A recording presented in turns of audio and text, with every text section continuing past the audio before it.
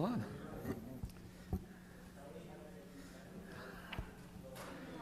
You need to be impressed.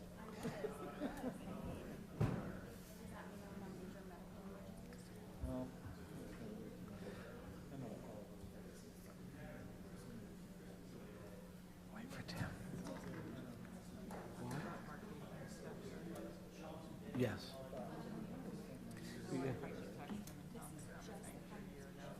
How late is it? Yep. You're welcome to. Somebody just come with it.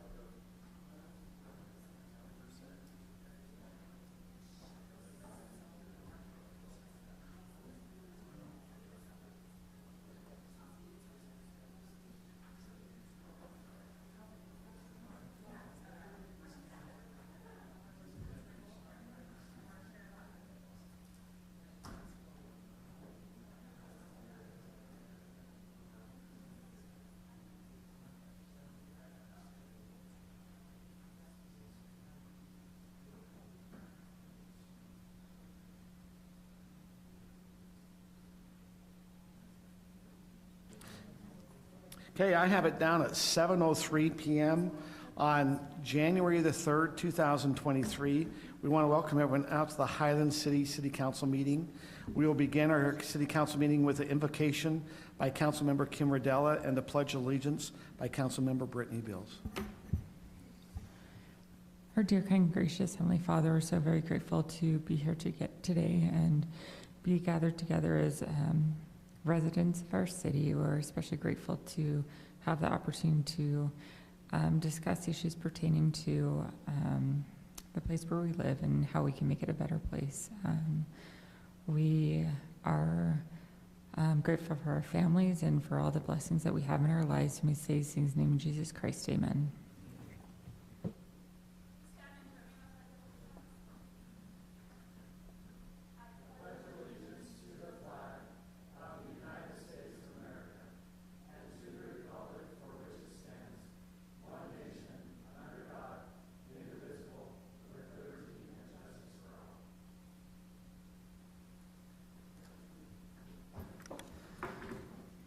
At this time, we have set apart for unscheduled public appearances.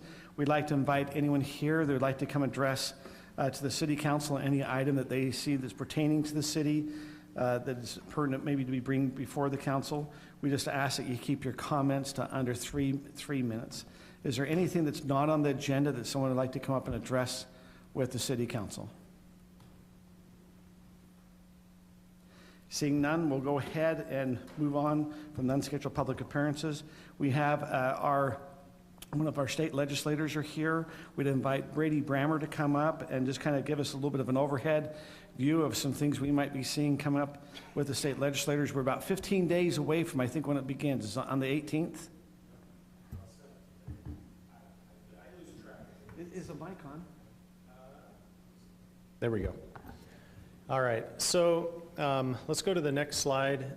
This is a little slideshow that they kind of put together, but the main areas that I want to cover today are what we're going to do with taxes, as well as the affordable housing component, where that's at, and then there's some other bills that may be interesting than whatever you guys want me to tell you about, to the extent I know. One of the things to keep in mind with a legislature is we are not an organized body in any way. We are there's 104 of us that are cats running in different directions, and none of us know what the other ones are doing until the session starts. And so you kind of have to keep your ear to the ground to gather intel as far as what people are doing, but they don't have to tell you, and their bills are confidential until most of the bills are confidential until right before the session or even up to 2 weeks into the session. So there are some things that are coordinated, but by and large, it's just, the people's representatives coming up with, what the people tell them to come up with or their ideas on change. And so given that we are not at the session yet, just keep that in mind. We're not quite sure what will come out. There's usually a few interesting surprises each session. Okay, so let's go to the next slide. Okay, on stewardship, go one more. Okay, so we're we're certainly going to see more dealing with water, energy, and land management. We've seen a lot of strides in the last few years. That includes a fund for recreational sites that was, I think, over $100 million was put towards that. 40 million was put towards the Great Salt Lake, 30 million towards Utah Lake. We will likely see more investments into water and energy. I think you'll see a stronger push towards nuclear power. We will also see some issues dealing with the close of, well, there's a threatened closure of a power plant on the eastern side of the state, where they are trying to say that by administrative law, they cannot operate after 2026. That would cut off power to a significant portion of our population. And so we're trying to deal with that. It's fairly, that one will likely be a U.S. Supreme Court challenge issue. There's some pretty significant downstream impacts to that. What they're basically saying is that other states can shut us down because our air might move over to the other states, even though they're not sure it does.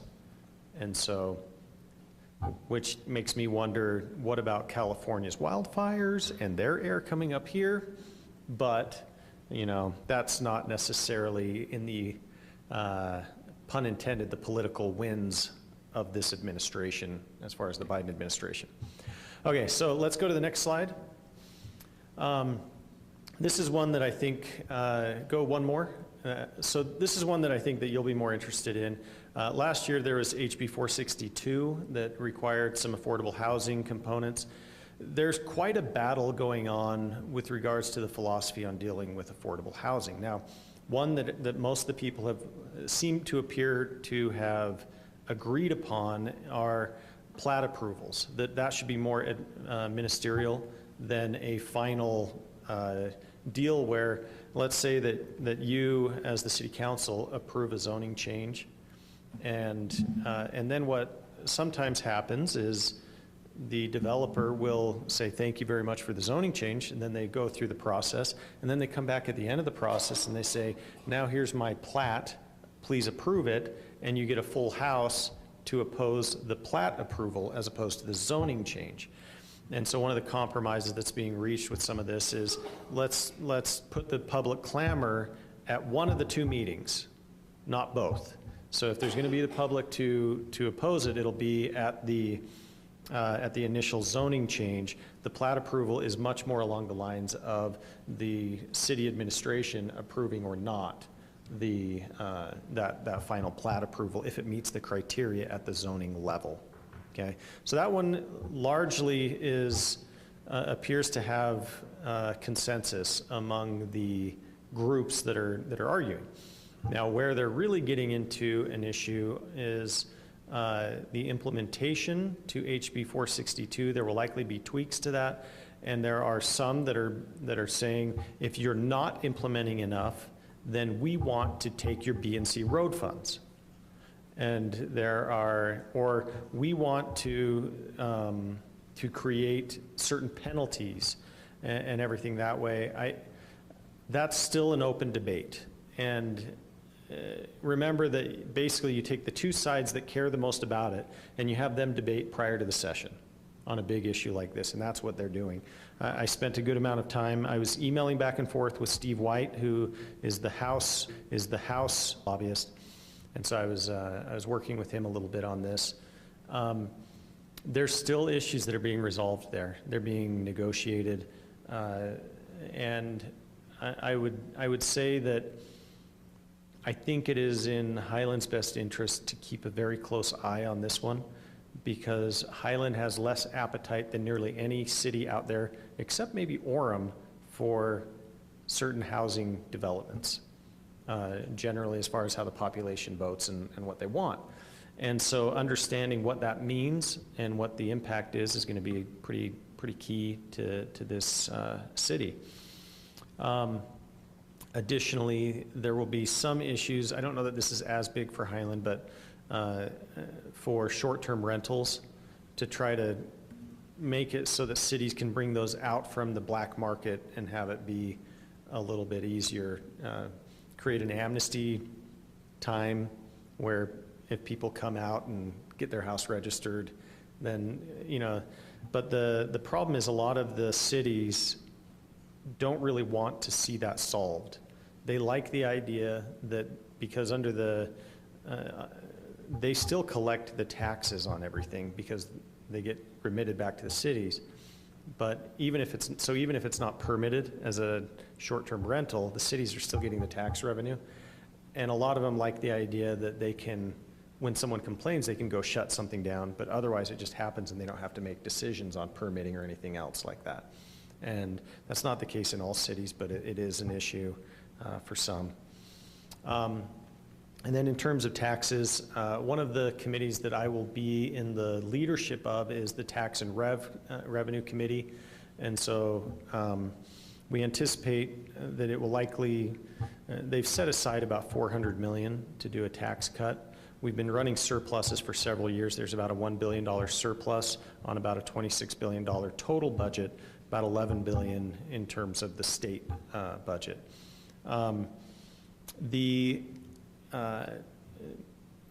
There are some that are pushing to get the rate, just a flat rate cut. There are others that are saying, well, let's do an immediate and then a rate cut. And there are other tools that others will advocate for with regards to we've taken a lot of the taxation off of Social Security, at least up to a certain amount. Should we push further on that? And then there's likely some property tax issues that will be adjusted because there was a portion of the school property tax that was being assessed. It had frozen the rate.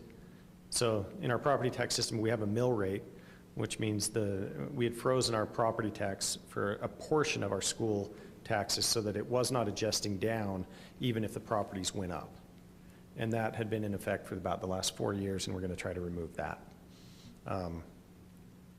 And then there's some other hot button social issues. So if we can go to the next slide, and then the next one.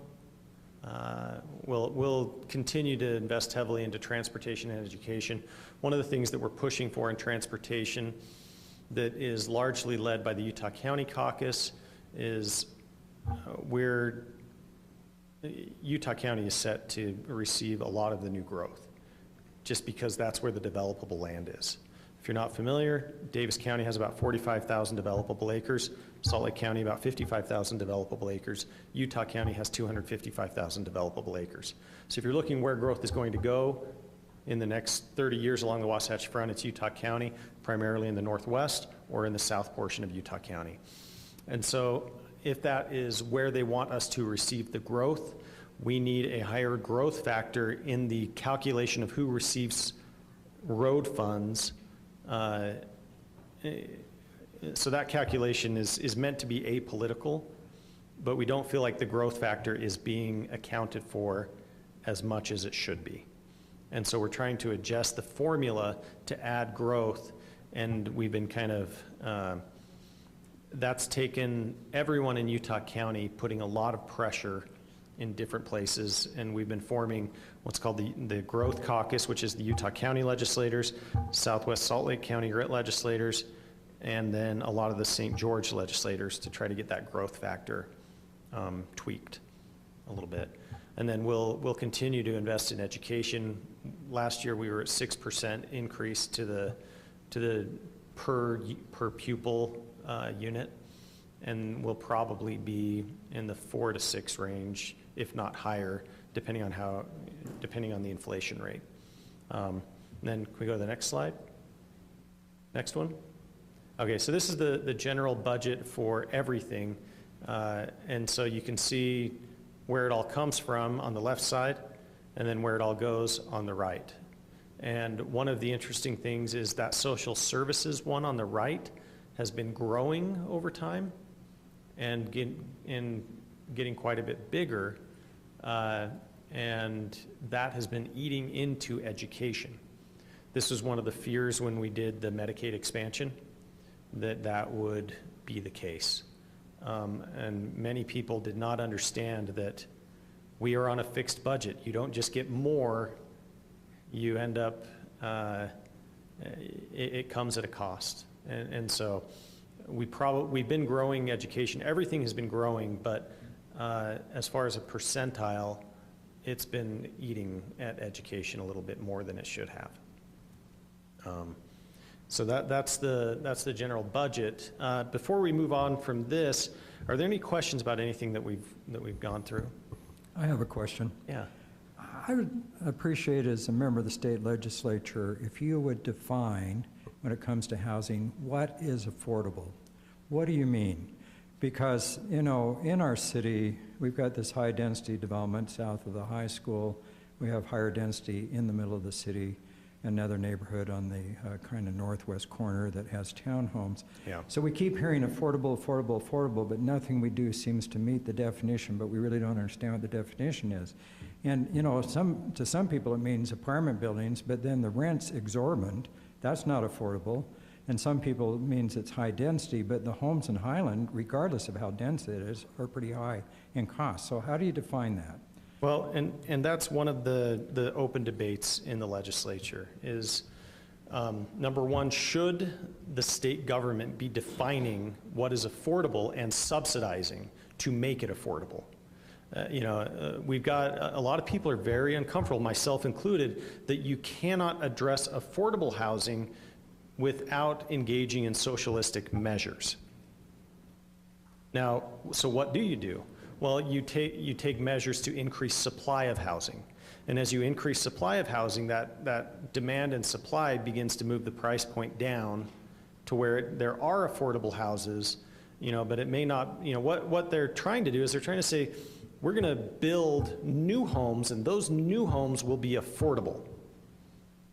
And I don't know of many new homes that are affordable. And it's a frustration for a lot of us because they're saying we need to deal with affordable housing. But and that's what a part of the legislature is looking at. And the other part, which is more the camp that I'm in, is saying we need to remove the barriers that are restricting the supply of housing, period. Now, one of the major barriers that we have is we're confined in what land is available for development. And so they're trying to shove everyone into the Wasatch Front because that's where a lot of the demand is. But there's all this land in the state that we can't get at because it's federal land and everything. And so it is a hard problem. And you don't necessarily, and I'm also of the opinion that you don't want to go into the cities and strip their ability to self-govern through zoning, which is another one of the issues. But what can we do to decrease the cost of developing a home? What can we do to open up new areas for development? What can we do to make it so for example, let's say that you're wanting to, let's say that you have someone that wants to go into Eagle Mountain and do a development. So you have a developer there. But right now, the way that we do our roads, we have what's called a corridor preservation fund. But those are only voluntary purchases along a corridor that we anticipate a road would go into or that utilities would go into. And so we have this fund, it probably needs more money into it, but that's only voluntary. Now, if we know the growth is coming, it makes a lot of sense to exercise eminent domain on those corridors that are absolutely going to be built, because they're in our plan, we know where it's coming, and when you exercise that power, you get it cheaper earlier, and the city that surrounds that knows what kind of traffic capacity is coming. But the problem is we don't allow that eminent domain proceeding until the road is funded. And because that growth metric is not part of the funding, it's all based it's based on the problem today rather than the problem we see. So it's based on congestion. It is too much on congestion. I won't say it's totally. It's a very multifaceted formula. But what that means is that those areas of high growth, we can't obtain the corridors through eminent domain until it's too late, oftentimes. And that also means that all of that land that, let's say you obtained the corridor, built the road, and then the development came in, it would come in a lot smoother with better planning. And the city would not have to, additionally, you wouldn't be basically going to the developer, which now Highland would never do this, but some cities have been known to say, developer, you pay for all the improvements. before we give you, your zoning. And that's appropriate to some degree, but if you know that there's a state improvements that is needed, on a state road before you can get the traffic flow to be right for the development, then go build that road. Let's fund it, let's get it built, because then all of that drives everything. It decreases the cost and it drives the demand to areas where the infrastructure is ready to receive it. But instead, we're kind of going at it backwards and waiting too long. We're not pushing our forethought. We know where it's coming, where it will come, but we're not building fast enough ahead of it. To some degree, we're limited by the amount of labor force.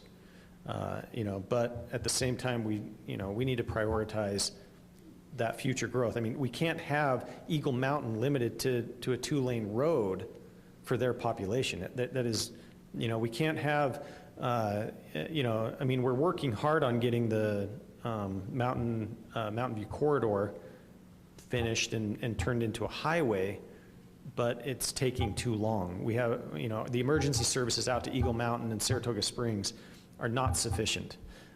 All of that infrastructure needs to be prioritized and built a little sooner before the growth gets there. And so, it's a roundabout way to answer your question.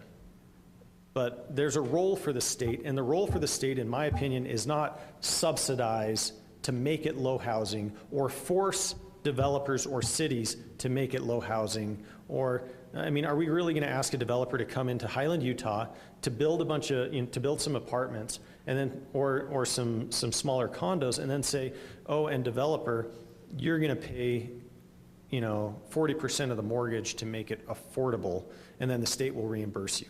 That seems like a horrible idea and a horrible use of, a horrible manipulation of the market. And instead we want to, I'd much rather put that into building infrastructure to make it easier to build the homes and decrease the supply, or increase the supply, so that demand decreases the price as they fill into that supply. I hope that makes sense. It makes sense. I guess my one little comment would be, it seems like there's a real focus on the state legislature on economic growth, which is fine. I'm a capitalist. But it seems like our focus over the last few years has been on quantity of growth and quantity of life and not quality of life. And so what we're doing is we're packing our roads, we're packing our schools, we're straining our infrastructure, we don't have enough water, but yet, we're just building like crazy. It seems like, is there any foresight about quality of life? Because I've got a lot of people who are just moving out of Utah County, moving out of the Wasatch Front because it's so awful to live here now. So, but it seems like we got to go, build more and stuff. I don't know. It looks like, we're trying to turn the Wasatch Front into California, and I'm not sure that's a good idea. No, I agree. I fled California, and about 10 years ago, and there is an emphasis on quality of life, but to some degree, we're not, we've shut off some of the magnets to try to get economic growth here. So, for example, we used to have a much more robust Governor's Office of Economic Development. It's now Governor's Office of Economic Opportunity, with more robust incentives to bring businesses here. Those have largely gone away, those incentives, but we're attracting businesses because of our population, because of who we are, and that growth is coming whether we're trying to get it or not. And so in a lot of ways, we are trying to keep that quality of life, but how do you keep it? Do you and that's a little harder question. So you're trying to improve the educational outcome so that the populace is educated, and so that when you go around, it's pleasant people to deal with. You're trying to build the roads as fast as you can. We're maxed out as far as our capacity to build so that it's not so congested, but the prioritization of where you build is where we're kind of having a fight. But a lot of these issues are meant to address quality of life, but it is not easy when you're growing at the rate that we are. There's a lot of growing pains going on. So Representative Branner, a couple of questions I'd have as we head into legislators, like you said on HB 462. One of the concerns I'd have, we keep hearing that you want the cities to do more, we could talk affordable housing, but it's also approve housing units to try to get more housing units out there. I'm looking specifically at Highland, so I'm going, okay, but over the last 3 years, we've approved, if you look that we have about 4,700 homes, we've approved 17% more in a density that is non-R140, R120. It is more of a 6 to 12 units per acre, but yet every year we keep getting pushed, but it takes a while for what we approved. Our problem is we were too proactive. If I had to go back as a council and say, don't approve this year, don't approve the next, let's wait till the third or fourth year, because now we're getting more pressure. We're different density type of zone to help with this housing shortage, but yet we just keep getting pounded to do more. And I'm going, what do we need to do? Well, and I can tell you the legislature legislates oftentimes with a sledgehammer and not a scalpel. And so, what I mean by that is there are some cities that are worse than others, and I don't think Highland is on people's radar as a bad city. I think that there have been some that have had fairly caustic rhetoric towards any type of higher density housing and the people that would be in higher density housing, and that has resulted in some measures that may not be ideal for a lot of cities. My personal opinion is I think 462 was, I think we've got to give it a little time to rest. And I think a lot of people are trying to let's continue to fix the problems. No, you've got to wait for a second, see how it's doing. I think the same thing with water. A lot of our water measures were put into place last year and the year before, and now we need to wait for a second, see what the data comes back on all these water meters that came in, see what the data comes back on the housing affordability issues, especially as the market comes down into a downturn. Are we even having the demand? Well, because we've got a bunch of approvals. Yeah, and that's what I've read some, and I think there's someone that's saying that even here we have Ivory that's put out saying, hey, of the base units that have been approved, meaning if you go to cities, what has been approved throughout all the cities, if they build everything on what's approved, there's no shortage. And so I'm going, they're responding, but a house doesn't show up the next day after the HB 462 is approved. Like I said, we have Ridgeview, and we only have 200 out of 689 homes. And I'm going, we still have a lot to come in, and it's going to take 6 to 8 years to get it all in. Yeah, and so I think you can probably sense that I share a lot of the frustrations on the housing affordability, even from a philosophical standpoint. There are ways that people are approaching it that are philosophically offensive to me, but I see why they're doing it. I see that they're looking at a housing market that is just out of control in terms of price increases, at least up until the last 3 to 4 months. But I do think that there are some good solutions that have been implemented, and I'm trying to work on reining that back as far as, taking more solutions and, trying to implement more solutions into this, because I think your frustration is well-founded.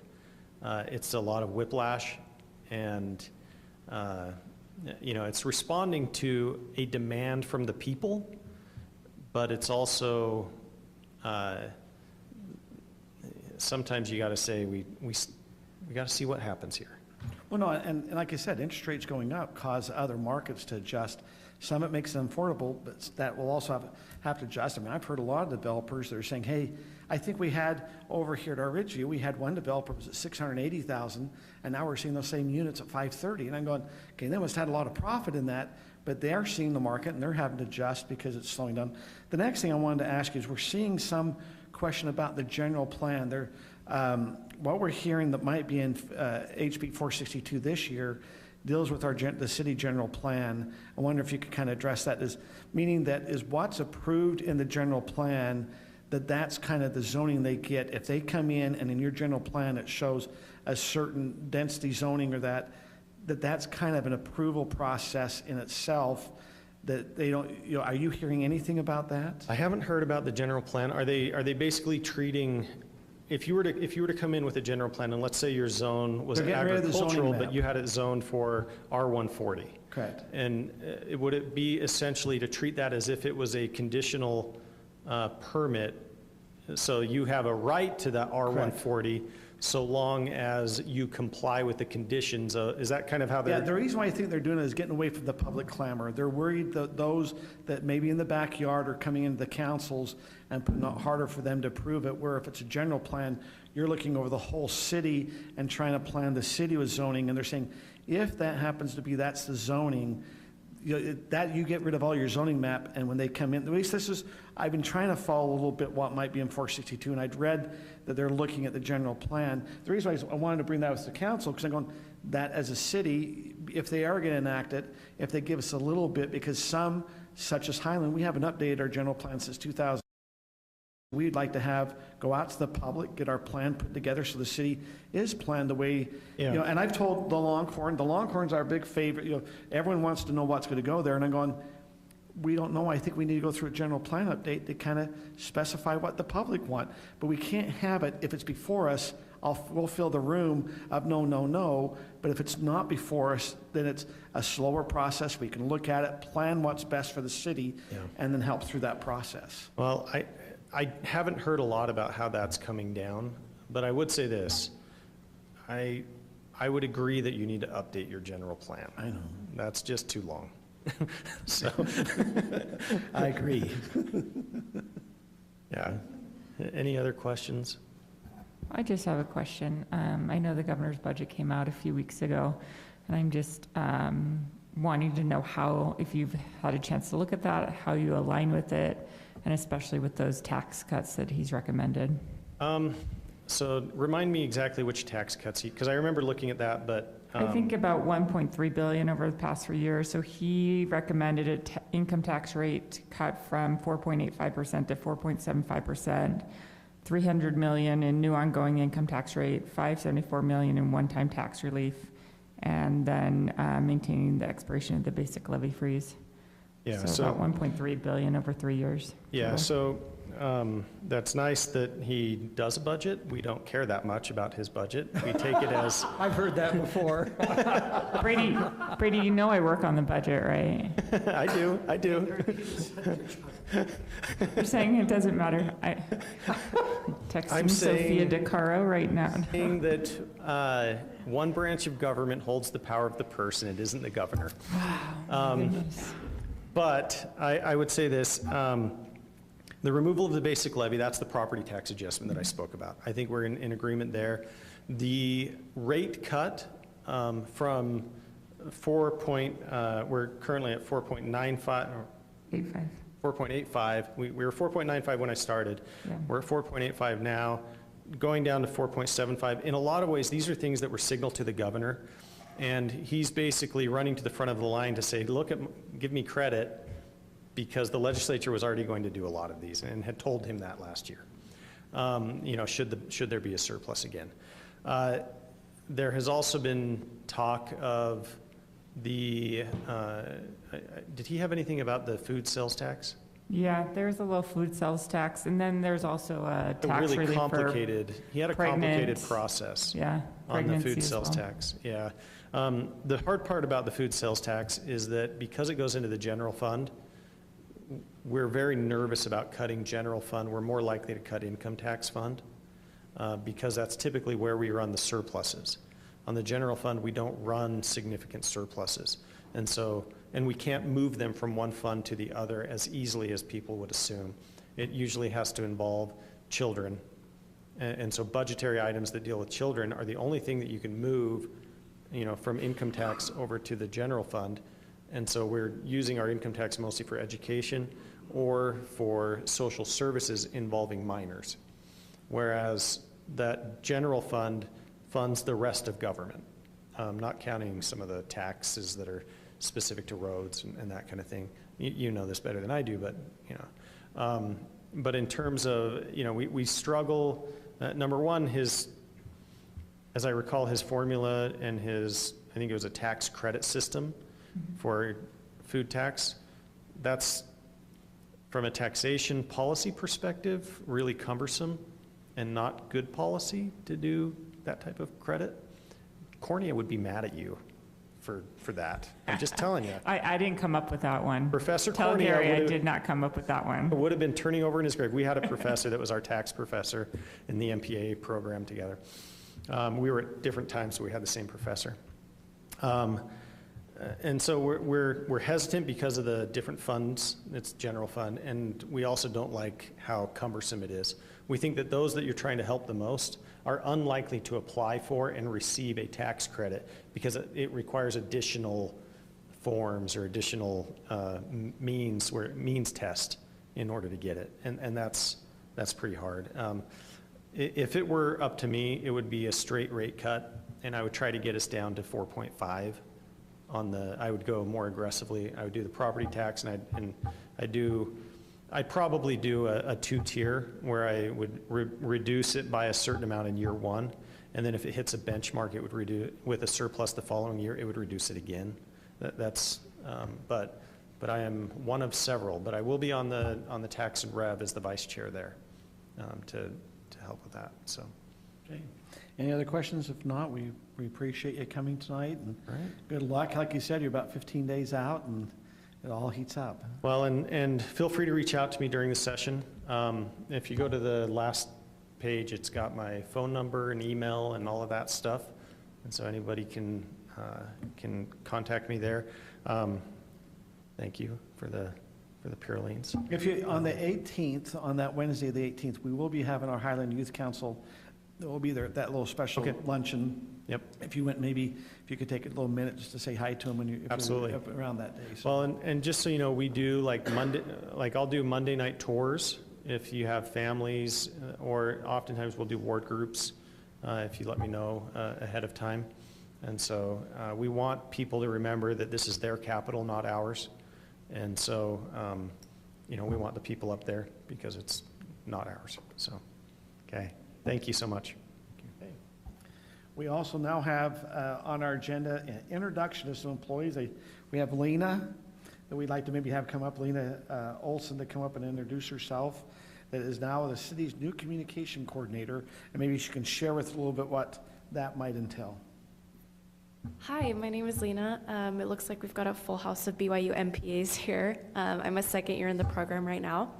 My undergrad was in communications at BYU as well, and I've been doing an emphasis in local government during my master's, and I'm really excited to be here. Excited to work on helping with construction or communicating the construction projects to citizens when the spring and summer months come around in particular. But taking care of social media, the newsletters, and more of that administrative communications things in the meantime. Yeah, thank you so much. Any items you'd like to ask Lena at all? So you'll be doing some of the, helping with building some of the Facebook posts to help keep the residents informed a little bit more what's going on and things of that nature, right? Absolutely. How many hours a week are you slated to work? Until March, it's only 7.5, and then about 30 hours from March through November. And you'll be helping with events, correct?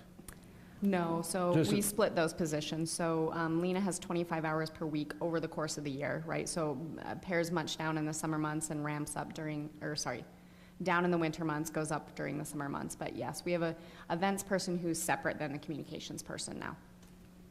Or it used to kind of be they'd help with some of the same, so. Okay. Okay, thank Lena, you. welcome. Thank you so much. Lena already did our newsletter for us and is often doing social media, and I'm very grateful she came at just the right time, so. Happy to help. Thank you. Thanks, Lena.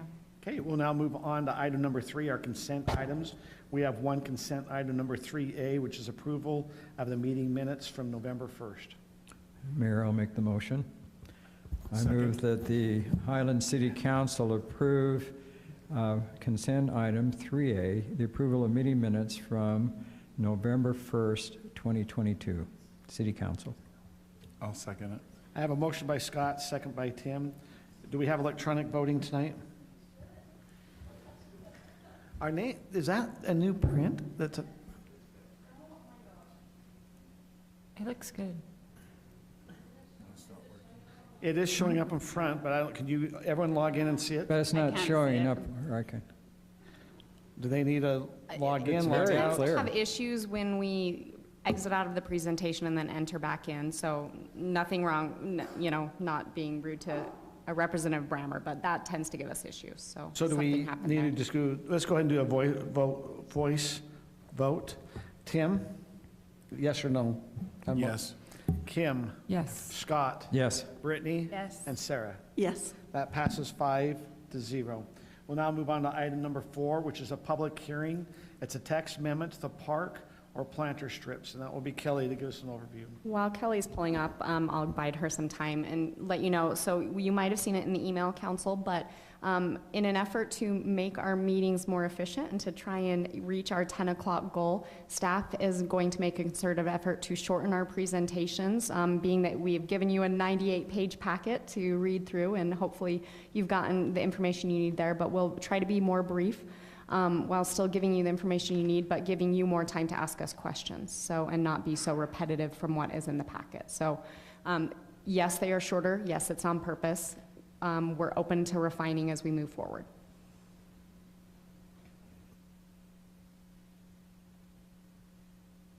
Thank you.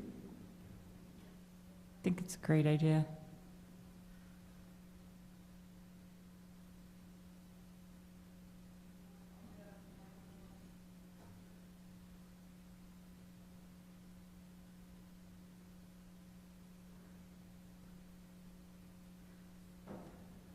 I am so sorry about that. Thank you, Mayor and members of the council.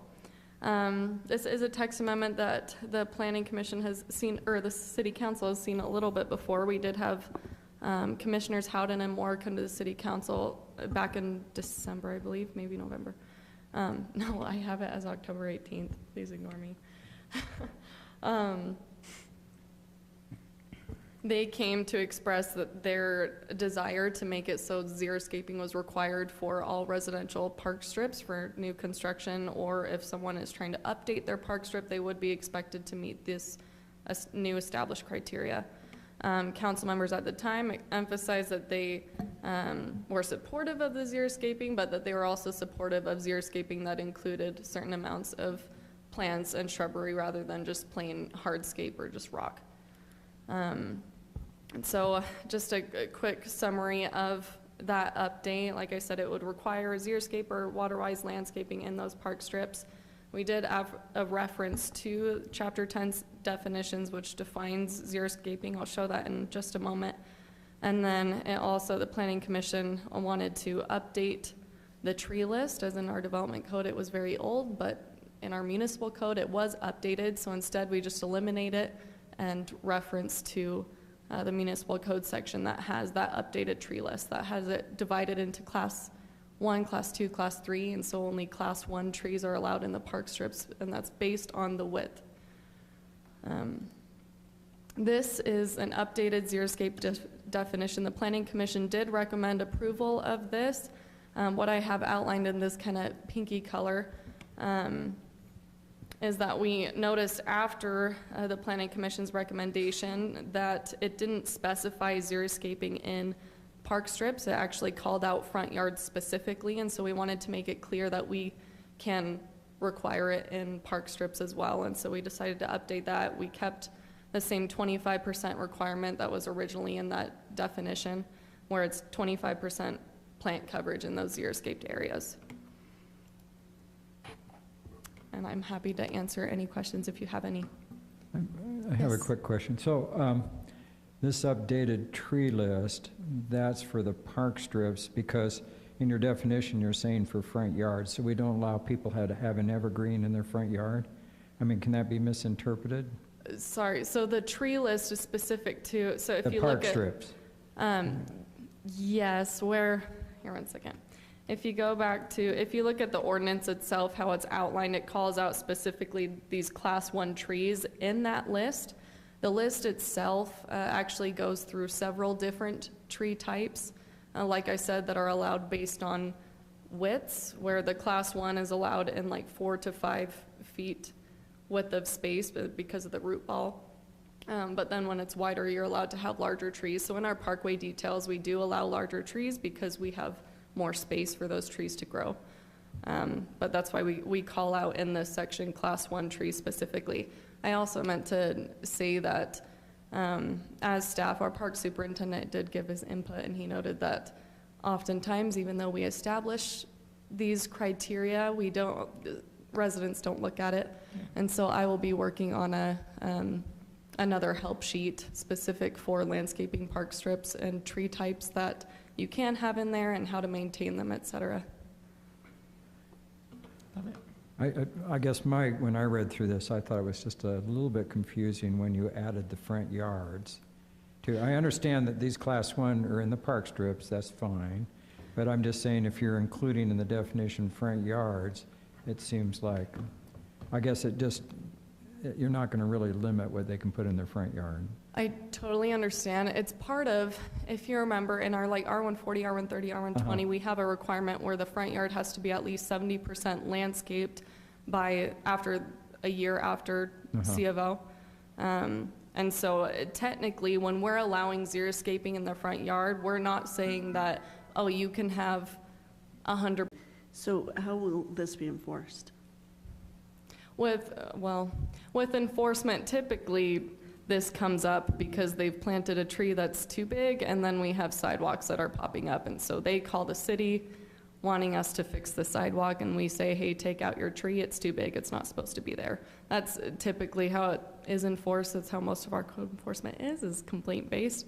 But typically, I do have people that call me, and Brent has people that call him asking what they can do in their park strips if they want to update it. And we do have people asking types of trees, especially because it's such a thin or narrow strip of land. People know, well, I tend to think that it's common sense to not put a giant willow in a little park strip. But when people don't know, they do tend to call and ask. They just don't know where to look. And so it'd be nice to have some sort of help sheet just to direct them. And we'd also put it online, have a link online, as well as having one up front with all of our applications. So Kelly, when somebody's doing a new build, are they given this information of this is what you're allowed to put in your park strip for the new build, or is it something they have to proactively go It would and be look up? proactive. We typically don't review the landscaping of park strips at the development phase. It's just when the owner moves in that they end up landscaping it. Okay. But obviously, if the developer asks for it, or if people are asking for it beforehand, we obviously give it to them. And if they do plant a tree that buckles up that sidewalk and then want the city to come and fix that sidewalk, and we find out, well, it's because of your tree, are they required to fix the sidewalk, or are we footing the bill for that? We have taken the cost of fixing the sidewalk, but we do require them to pay for the removal of the tree. So at no time in the building process would they receive a list of the trees that they could put in? It's only if they request it. Is that what I'm understanding? Well, technically, it's in code. If the developer was going through the development code like they should, they would come across it. But otherwise, yeah, it would just be by asking. It's just like a fence permit, honestly. Most people don't know that they have to get a fence permit until someone either complains or they call us asking. But a lot of times your builder of your home's not your landscaper. You know, you'll build your home and then you'll hire a landscaper usually to come in, or you'll do the landscaping yourself. Fair. It is something that we can advertise a lot. We can have it put in our newsletter, and like I said, we'll put it on our website and try to make it as out there as we can. And honestly, it's something we could put on our Facebook page too, if you're wanting to know You how mean to our landscape. communication person could communicate? Yeah, I could work with Lena. We'll Lena, have put her it on so your busy, list. we won't know what's going on. Anyway, this is a public hearing, so at this time, I'd like to go ahead and open our public hearing up. If there's anyone here that'd like to come address this code amendment, please come up at this time. Anyone that'd like to come up and address this? Seeing none, we'll go ahead and we'll close our public hearing and bring it back to the council. I'd like to make a motion, if we're ready for that. I move that the city council accept the findings and approve the proposed amendment that requires new park strip to be xeriscape, updates the tree list, and revises the definition of xeriscape. I'll second it. Okay, I have a motion by Kim, second by Scott. We'll go ahead and we'll do electronic voting. So we're voice vote. We're voice Vote. Okay, we'll start over here with Sarah, Yes. Brittany, Yes. Scott, Yes. Kim, Yes. Tim. That passes 5-0. We'll now move on to item number 5, which is an actionable item. It's a selection of a consultant for the traffic calming and pedestrian safety manual, and that it will be Andy. Yes, Mayor.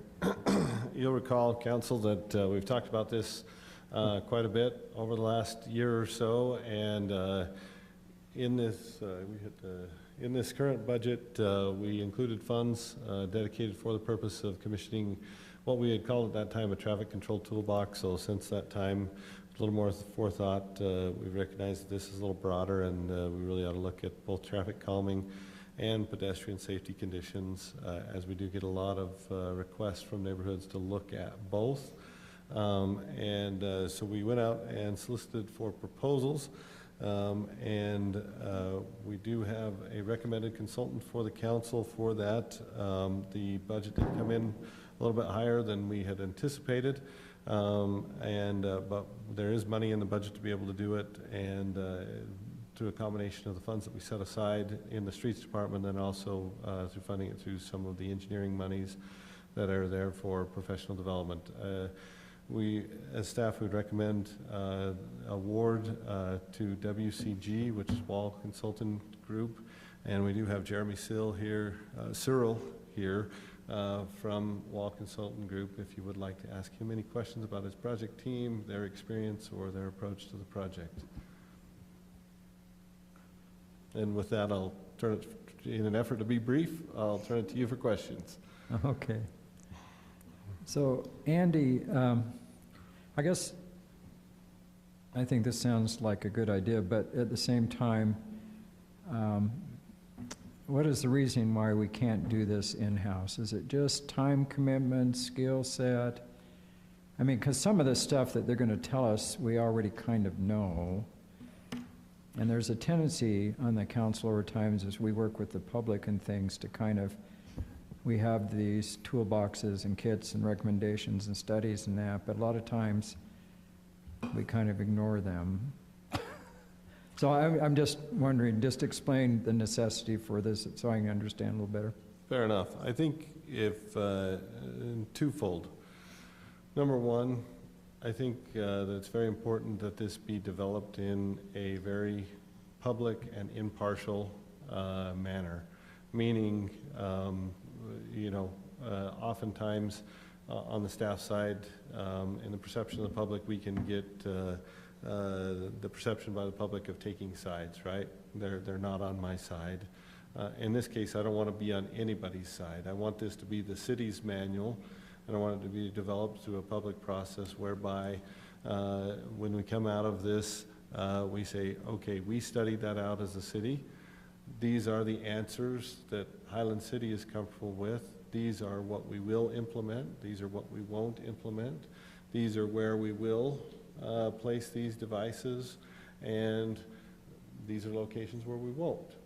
And in that regard, a consultant or a neutral arbiter, if you will, is going to do a much better job at helping us arrive at that, ultimate policy.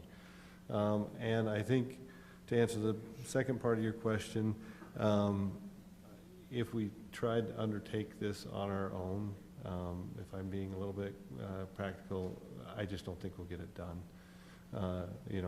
It took me through halfway through the budget year to get to the point where I have a selected consultant and recommending the award. And being a little bit realistic, I think it'll be one of those things that just kicks down the road and never gets done. And we'll continue to have the requests in the intervening time, and we'll not have any answers except for, oh, we're going to get to that, which is only an answer that people accept for so long. So I guess my question might even go a little further. So let's assume we hire the consultant. What information will we gather that we don't already know? Meaning, we've seen all the different toolboxes. We know that you could do a raised, area for people to build across. We know you can do truncation in. I mean, so what is the $35,000 really going to buy us other than saying, hey, here's nice pictures. We're saying if you have 250 people going across this area a day to do this, I mean, what is it we're really getting for the 35? I mean, what's the nuance, what's the specialty about that? Can I let Jeremy answer that, if that's right? Yeah, that's a great question. Let me introduce myself. My name is Jeremy Searle. I'm with WCG. Really excited to be here tonight. And it's a great question. And I think first thing I want to start off with is Highland is not alone in struggling with this issue. This has come up all over the state. I worked with a lot of cities across the state, and this is the most common thing that is brought to me. And all the cities are struggling with how do we deal with these complaints of speeding in our neighborhoods. They want traffic calming measures, or they want pedestrian safety improvements. And how do we deal with them? We can't put expensive measures in everywhere. Where does it make sense and where does it not? And so what this gets you is a defined process that is customized to Highland City on where it makes sense to put these and where it doesn't. And so it's not, it doesn't become an argument, or it doesn't become the most public outcry gets the attention. It's data-driven, and it's based on a set policy that is adopted specifically for Highland. And there's some things that we do when we create this. One of the key things is we want to make sure that we meet with your police and fire chief, with your maintenance folks, with public works, and we find out what works in the city and what doesn't. And we exclude those traffic calming measures that don't make sense in the city, that we don't want to see. And then we create a set policy and set steps on when we do them and when we don't. You're correct that there's a lot of information out there about traffic calming tactics or measures that you can use, but there's no set standards of when they should be utilized. And that's up to the city to interpret, and that becomes a real challenge. We actually just helped UDOT even with this. And any of you that have driven UDOT roads would probably be surprised that UDOT is even considering speed management. But they are looking at that. And so we just actually did a project with them to look at what speed management techniques would be appropriate on UDOT roads, and when should they implement them and where. So again, it's not just you that has this question, but I think you do gain a lot of value that takes a lot of pressure off you and city staff on when public outcry comes or questions from the public come on when and where these should be used. Do you have an example of a city that has went through this process, then they implemented and how it worked? I mean, one of the concerns, and I think this is what Councilmember Smith, we've gotten studies, but sometimes we don't move on. I mean, that's a council, or the council modifies, hey, we've got the data, but we want to still go this way. What's been success? Tell me a city that did it and what the success, how they went about doing it. Yeah, it's a good question. So UDOT is the one we've most recently done this with, and that's been, I think, a big success. WFRC and MAG have both taken the work that we did for UDOT and shared it with other cities to look at some information that they can use. But when looking at specific cities, several years ago, we worked with Andy at American Fork and helped them develop a traffic calming toolbox that I think was successful. And I think Andy could even speak to that more as he used it from the city side. And then most recently, we've also worked with both Salem and West Point to develop some traffic calming procedures. They had the same issues. They would get a lot of requests from citizens that say, hey, we want speed humps, or we want bulb outs or things like that. And the city was struggling with, they can't pay to put them everywhere, where do they go? And so with this process, we can narrow down what criteria that makes sense for that city, and then they can utilize that. And so they have a set process. When a citizen request comes in, they can go through the data and steps to make sure that it meets those, and then Will it break down classification of roads? I mean, some of the requests we have is, okay, we have a minor collector, and they want to add other stop signs or things. It will give us that type of toolbox. It will, and so there's certain roads that it may not be appropriate to do things on, right? Like major arterials or things like that. We may not want to do traffic calming things on that. So yeah, we will look at the classification. We'll look at emergency routes. There may be certain emergency routes that we don't want to put things on, things like that. So. Mayor, if I could, I think another important part to this is not only the devices, but it's also how to determine whether we have neighborhood consensus. Because often we hear from what's termed the vocal minority, right?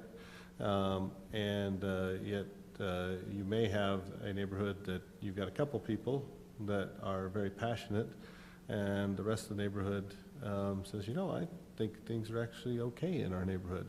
So I think that that's another component to this, is we want to make sure that as we go through this, that whatever measures are implemented,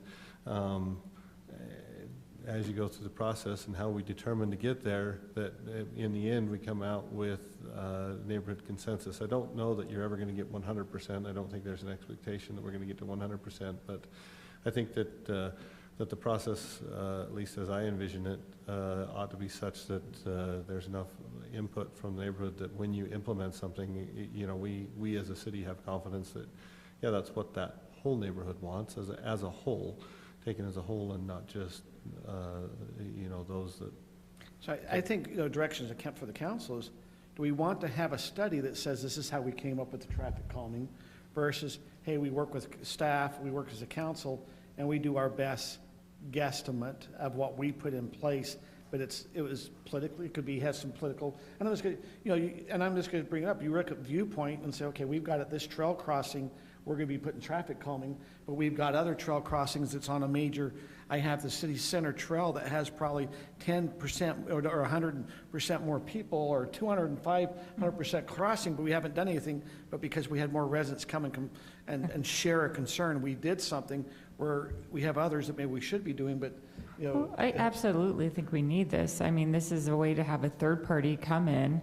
And I think this is one of the hardest things about a city council member. Sometimes we are asked to come up with processes and guidelines in which we have no expertise whatsoever. And so this is a way in which we can address a major complaint with a third party, and not just have research, but come up with a process and guideline as well. And so it's just not that one step of, here's some research, but it actually takes it a few steps further and gives us an end product in which we can take to our residents and say, this isn't staff, this isn't because, I live on 10400 and I see traffic. This is from somebody who has taken an expert view and done their research and come up with a process. So I think this is a great way of spending our money, and And she brings up 10400. I remember the very first couple months being on council. I remember you coming. We had someone come and complain about Josh Anderson. they're kind of coming there to come between the two parks from Canterbury North, and here we are as a council. We didn't really do very much. We didn't know what to do, and all of a sudden, the next thing we find out, a kid got hit. They're on a skateboard, and I felt terrible as a council person, going,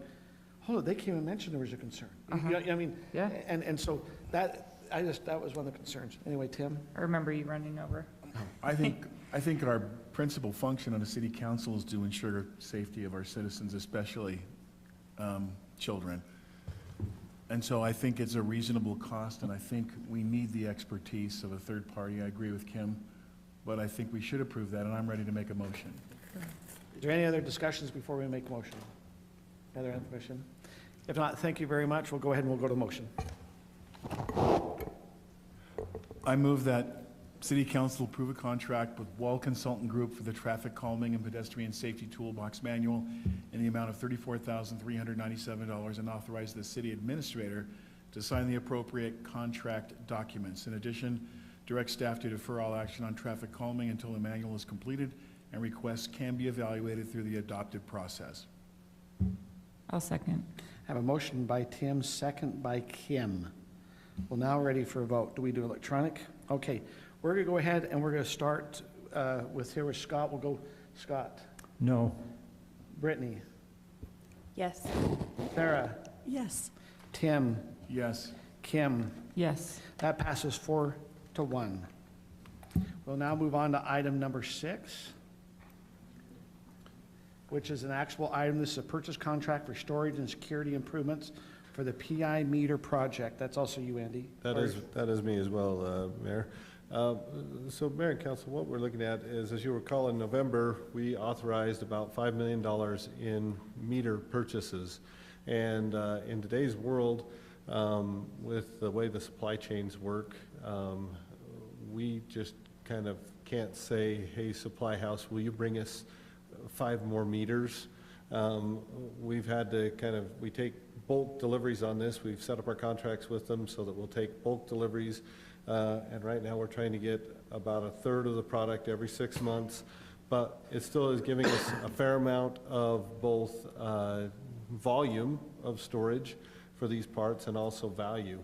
And so as part of the PI meter project that we're working towards, and just informationally, the project is out to bid for the contractor for the first phase. Right now, we'll get those bids here about mid-January and try to have everything lined up to start in July is what we're working towards. But as part of looking towards that, we're looking at, can you go to the next, at an area where can we store these? And we believe that what it's going to take is it's going to take us about 4 shipping containers to put these in. And part of the challenge that we have is, well, where do we put these 4 shipping containers, both to have them secure and to have them not be offensive to the residents that are adjacent to. And so what we're suggesting is that at our Well 2 location, which on the screen is the map of the Well 2 location, many of you may not even know where it sits because in the times when the vegetation's out, you actually have a hard time seeing Well 2. It's kind of tucked behind things there, and it's part of why we've suggested it might be a good location because the contractors will report daily to get checkout meters and like I said, 3 or 4 shipping containers lined up in a row doesn't look so aesthetic. And so we felt like this is a location. We will put up a security camera. We will have it lit. But we are suggesting that we would want to redo the fencing. And in this case, this is one where we would think it would be appropriate to put the 3 strands of barbed wire on top of the fence. And then have this be our storage location for our parts. There is a cost to it, obviously, and that cost, as I recall, is just under $62,000. 29 of that is in the shipping containers, and about $33,000 of it is the fence. So it does take and replace the existing fence around Well 2. It's kind of a dilapidated old chain link fence without even a top rail. Kind of has some dips and wags and leans and whatever, and then it does expand that fencing area to where we can have the additional room there to have these containers. But it is a necessary part of the meter project because we do need a place to store them and store them safely and securely. So apologize, that was longer than it should have been tonight. Yeah, that's okay. So I just have one quick question. I'm supportive of this, of course. But how does this proposal meet the requirements of our fencing ordinance where we ban chain link fences and we have kind of some real restrictions on storage containers? That's a great question. And the answer I've got for you is, in this case, we have a chain link fence around this facility. So it's grandfathered? We would be grandfathered ourselves. But that is a great question towards future city projects. Because if you look at most of our city facilities are those that are secured by chain link fence. And relative to the shipping container question, great question again. Again, why did we look towards Well 2? Well, one of the reasons we looked towards Well 2 is because it was tucked out of the way and hidden, not real visible, because we know that is kind of an industrial look and might be offensive to many citizens driving past seeing them. So do you feel this is going to be really secure? Because I would think with the mandate from the state that everybody has pressured water meters in by 2030, and it's hard to get them, that there may be kind of a black market in these. Are you going to have pretty good security cameras and different things? Yeah, we're going to put security cameras there. We're going to make sure it's well lit, and the shipping containers will have the protection where you can't get a pair of bolt cutters in on the locks. But obviously there is nothing that is theft proof. Well, I don't know, this is Chief's expertise. Will you have some sort of alarm system though if people break in? We will just have the security cameras that can send us an alert that says somebody's in the compound.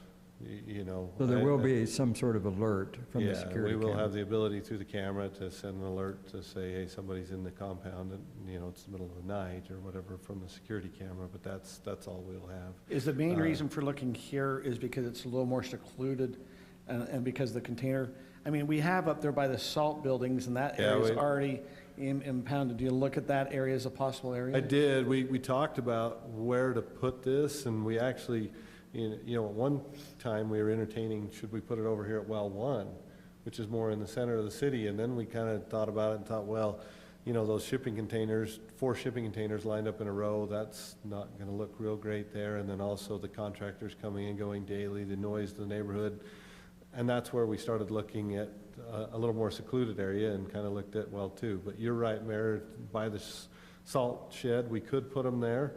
It is already fenced, but it would look a little more It'd be industrial as you open. come and go. Yeah, well, and then really, the reason we kind of favored this site is because it's a little more tucked out of the way, right, for the aesthetics of the citizens. I'll be up to the council. So, I don't have a perfect solution because Councilmember Smith brings up some great things that went through my head. Andy, how long are we expecting that we're going to need these containers? Well, for the meter project, that's going to go on for a couple of years. So we have to finish that by the end of '25 for our grants, and end of '25, early '26. And so at least the next 3 years. And then after that, we certainly have the opportunity to resell them or, you know, reorganize, reuse. You know, we do have, rightly, wrongly, we have 3 shipping containers right now that the city uses. 2 are positioned at the community center, and 1 is over by Well One right now. They're the little shorter ones. These are the bigger ones, the 40-foot ones. But the ones we have right now are the 20-foot ones. So there Andy? probably is a day when we got to evaluate that as a bigger discussion. Yes, sorry. When you say there's an alert generated, is that a censored and software-generated automatic alert? Or is that someone actually visually seeing, oh, there's somebody there, let's send out an alert?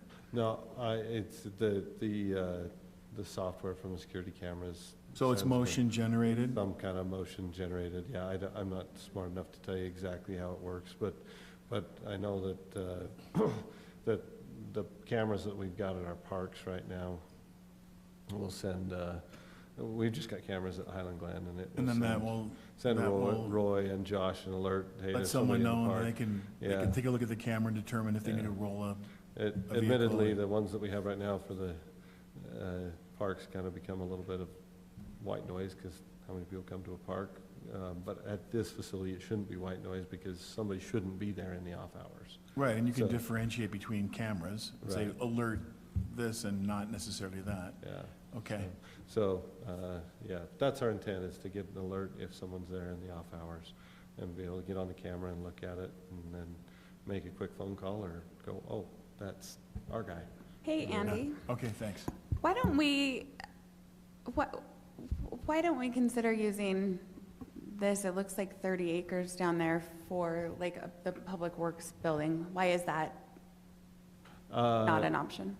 Are you talking this well number 2 area? Yeah, just like all of this land that Highland is. We can talk about that when it comes up, maybe on you're talking the building, the Public Works. Yeah, no, I just like, as I'm just thinking about putting the shipping containers there, I'm just thinking about what else is gonna ever happen with that Yeah. land there and what. I mean, you know, the city actually has holdings on the north side of the road there too, Yeah. you know, that we can probably, as the mayor indicated, there's a discussion coming this evening on the Parks building, on the Parks Maintenance building, and I think ultimately, you know, it all just comes down to cost and the discussion that we'll have on the Parks building as to, you Does know, the council feel where's the like that if appropriate the location? Parks building, and I understand we got a bid for over at the community center, but I think what Commissioner Bill is mentioning, if we looked at moving the Parks building here, would this affect this fence decision? And should this, you know, how soon are we getting the meters? I mean, like, how soon do we have to get the fences in? So the meters won't, we're just finalizing the orders and things right now, even though we moved on about a month ago. It's taken about a month to work through it, so we're still a couple months away. So, I mean, if the council said, hey, we want to put this decision off for 2 weeks, it's not a problem. You know, we can wait 2 weeks. This isn't a fire sale, this is just items to get done and lined up. I mean, it does take us, I think we have about a lead time of a month on the shipping containers, and we've got 6 weeks to get in the fencing guy's schedule or whatever it is. So it's something we need to be a little bit of ahead, but if the council wanted to think on this for 2 weeks, you know, that's not a problem. What are most other cities doing? How are they storing all these water meters? I don't know. I was really interested. I saw a bunch of stuff out at Lehigh's yard the other day, and I went to Cedar Hills to look at some of the stuff they were doing, and basically what they were doing is occupying what would normally be their workroom with all their meter parts, and they were complaining about it. Yeah, we used to have lots of room to work on our stuff. Now we can't because it's filled with meters and things. And so that's part of our problem is, as you know, we're kind of already overflowing at Public Works, and so for trying to find a place to put them, to get shipping containers appeared to be the most logical thing to do. And then the question is, well, where do you put those shipping containers, right? And that's where we landed here.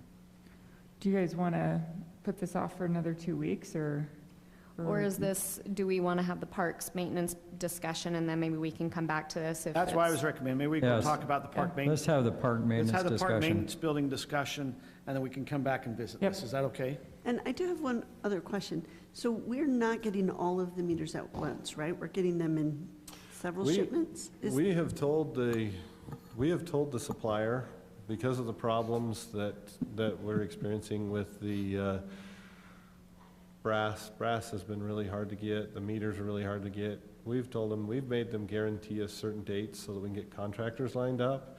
But we've told them, hey, as soon as you can get the materials, we'll take them, so that we're not waiting, you know, and holding up a contractor because they, you know, somebody else got in line ahead of us, if you will. But yeah, right now our contracts are staged such that the contractor has to give us a third of the parts July 1st, a third of the parts, now I'm making up dates because I don't remember, but, you know, roughly January 1st, and another third roughly the next July 1st, you know, and so we will be drawing off that supply sometime in there as well. But we have told them, hey, whatever you can get us, bring us, because we don't want to wait in line and behind Lehigh or whatever, you know, whoever else is in line, you know, to get their parts. So that's part of some of our thinking as well. Okay, I was just wondering if we could get by with less shipping containers if this is staged. And in different times, and we may yet get back to those times in the near future, but in different times, yes, we could have gotten by with a little bit less room, because we could have just said, yeah, we just want a couple hundred meters and all the parts to come, you know, every 2 weeks, you know, or whatever. But we are gearing up a little bit to accommodate the strangeness of our times, so to speak. The other thing, Andy, help me, we're kind of prepaying out because of the federal government requirement. We're prepaying for these meters, so we're going to own them. I mean, I guess have we inquired of the supplier if they're willing to hold them for us and release them at a certain time? That specific question, no. We've more talked about them, when could they get them? Because they're more saying, you know, they owe us 1,500 meters or so by July 1st, and they're saying, you know, well, we'll probably be able to get you know, we're going to get an order in each month, and we're going to carve off a couple hundred for you each month, so we make sure we get them by July 1st. So we've been more along the lines to date, just saying, well, as soon as they come in, bring them to us. Again, and so what you're even fearful of, even if they're sitting there, you might have a salesman say, hey, Highland hasn't pulled, they only pull 200 a month, yet we're started planning for 400, and also they sell a couple of our hundred that are in that storage. I understand. A little bit fearful that, yeah, as our parts come in, I just want them to come to us, and I keep using Lehigh. I love Lehigh. They're good neighbors, but Lehigh's ordered a whole lot of our same meters. And so Lehigh will take every meter that we don't, so to speak. I think we should get them as soon as we can. Okay. Yeah. Okay, we're gonna come back to this item number 6 after we discuss item number, I think it's actually item number 10. So at this time, we'll now move on to item number 7, which is an action preliminary plat of Abbey Acres, which is a land use. And Kelly, you're going to kind of go through the Abbey Acres. Yeah, thank you, Mayor, members of the council. This is just for a 6-lot subdivision. Like Aaron pointed out, we have kind of reorganized our staff report. So our staff recommendation is that the city council approves this proposed preliminary plat. Most of these are standard stipulations. Number 2 is actually regarding there's an irrigation ditch on the east side that is being abandoned by Lehigh Irrigation Company. They've actually, I know that by their irrigation company meeting, they have approved it. We just haven't formally gotten the letter of approval, and so we wanted to keep that stipulation in here. And then number 5 is just regarding the right-of-way along 11200 North, which I'll show you in a moment. This is a vicinity map. Here's 11200 North on that north side, and then on the bottom of the image is Timpanogos Highway. It is in the general plan, just low-density residential, and it's in our standard R140 zone. It does meet all of our R140 requirements. The cul-de-sac does not exceed 600 feet. And then Lot 6 will actually continue to just use the existing utility laterals that are currently coming from Timpanogos Highway on that south side, and then the rest will get utility access from 11200 North. And then that is the motion to approve. The city council sees fit. We also have Corey Jones in attendance representing Peak Real Estate Development if you have any questions for him. So I just have one question about Lot 6. Mm-hmm. So the people on Lot 6, there's a home there now and a garage and different things. Do they own all of Lot 6 right now? Do you mind if we Yes, go you to may come Corey? I forward. remember asking him this in the past. I'm just curious It's because they slipping my couldn't mind. access it. So yeah. council, when we have applicant, we can ask some questions, but I thought if there's some public here, I know this is not an item for public hearing, but if there's some public, I'd like to also let them have an opportunity just to address, since this could be affecting property by them. So go ahead. Yeah, Corey Jones. I represent the owner. I am not the owner of the property. I'm doing the development for him on a fee basis. The owner does own the entirety of Lot 6. There's an existing home there. The plan as of today is just to keep the existing home there and just give it a facelift. He has allowed a refugee family to live there for the last, I don't know, it's been the last little while, maybe 6 to 8 months, just rent-free. The owner's a pretty affluent gentleman. He's not sure what he's going to do future facing forward. He's getting some pressure from the local ward to let them stay there. So as far as that's all concerned, he owns it all. What he'll do with it, I'm not sure. We will put up a wall between the back 2 lots and Lot 6, and Lot 6 will just continue to feed in. So, and it'll, like I said, it'll get a facelift. But beyond that, whether he sells it or not is between him and the It's an conversation. existing home currently. Yeah. So the unusual shape of lots 4 and 5, is that, and the small size of Lot 3, is that just because of the stipulations from the cul-de-sac, the city? Is that? That was a part of it. So when we initially started with planning, we wanted to do a longer cul-de-sac, but we needed a development agreement to do so, and we needed the Park family to come in and agree to that development agreement. They just said no. They didn't even say no. They wouldn't even talk to us. And we approached owners on all sides as we were going through this development process and this planning process. So that came off the table. So we couldn't bring the cul-de-sac that length to keep the lots in kind of a more conformed shape. So we thought we might be able to bring the road all the way through. UDOT didn't want that, but they stipulated that the neighbor to the west there, that if we could move her driveway and reroute it onto the road coming through, that they would let us bring the road through to SR 92. She would not stipulate to that. So we went back to the drawing table again, and this is the best that we could come up with, not being able to get anybody else to play ball with us, so. Unfortunately, Scott, I think it's because of, planning. Like you said, for good planning, you'd probably want something to go through so it works. It's Right. just the other property owners. Now, we're just taking, I know that one of them was there at Planning Commission, but trying to say, hey, this is going to affect your property and how you'd lay it out. They didn't have, hopefully they'd look at it, but it appears that this property owner is submitting a plan that would meet our code. That's what, Kelly, is that understanding? Meets our R140? Any other questions for the developer? Okay, thank you. Thank you. At this time, I'd like to also, if there's anyone else here that'd like to come address the city council on this item, you're welcome to come forward. Seeing none, we'll go ahead and we'll bring it back to the council.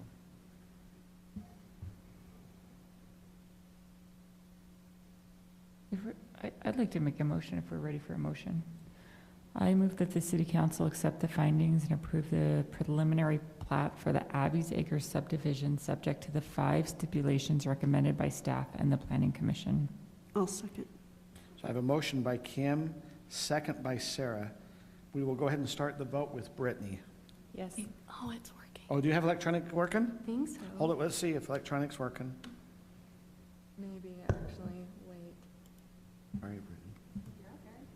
We already know your vote. Is it showing up on y'all's screen? Oh, No. I'm so sad. okay, we'll go ahead and we'll Okay. start with, False alarm. so Brittany, Yes. Sarah, Yes. Tim, Yes. Kim, Yes. Scott. Yes. That passes 5-0. We'll now move on to item number 8. Item number 8 is an action item, approval of a donation and naming rights agreement from Mountain Ridge Park. I will not participate in this because there could be a conflict of interest, since there could be a benefit for my family on this motion. And so we'll now go through and let Rob Patterson go through and help us understand that. Thank you, Mayor and City Council. This is us drafting up some documents related to donations for Mountain Ridge Park. Again, I know the Mountain Ridge Park may not be the final name, but it's the name we're using right now. So I have 2 forms that we prepared. One is just almost a receipt. We've been talking about receiving donations. I know we have the Highland City Foundation, which often receives many. Every once in a while, someone might come into the city and try to donate to the park as we kind of encourage donations. We wanted to make sure we had a way of handling a donation being made directly to the city as opposed to the foundation, and then from the foundation to the city. And we also wanted, there's questions that arose regarding what kind of recognition or naming rights might be involved for larger donations. Large is something we haven't defined as staff. We're asking the council to help us define that, whether that's 10,000, 100,000, 500,000, whatever the number is. So the goal is just to have the documents approved by council so staff can work with donors. So 2 forms. One is just the donation form, which basically is just a receipt. Highland City is not a 501c3, but the definition of charitable contribution under the tax code, and this is very exciting, says that a charitable contribution counts as charitable and is tax deductible if it is made to a political subdivision of the state, so that includes the city, so long as that donation is used for exclusively public purposes. It's a lot of language, and it's a lot stricter. Rather than charitable contributions to foundations or charitable organizations are easier to make tax deductible. Donations to cities are a little bit harder, but parks are public purposes, so the city can receive deductions, and we wanted to make sure if someone wanted to make that kind of contribution to the city, we could record it so they could have a document for their tax purposes. So that's the 1-page form that just says, here's your donation, we promise we've received it, and tell us what the name is that you'd like us to maybe put on a monument wall or monument that we've discussed if we go through with that. And then the other one is a 2-page contract.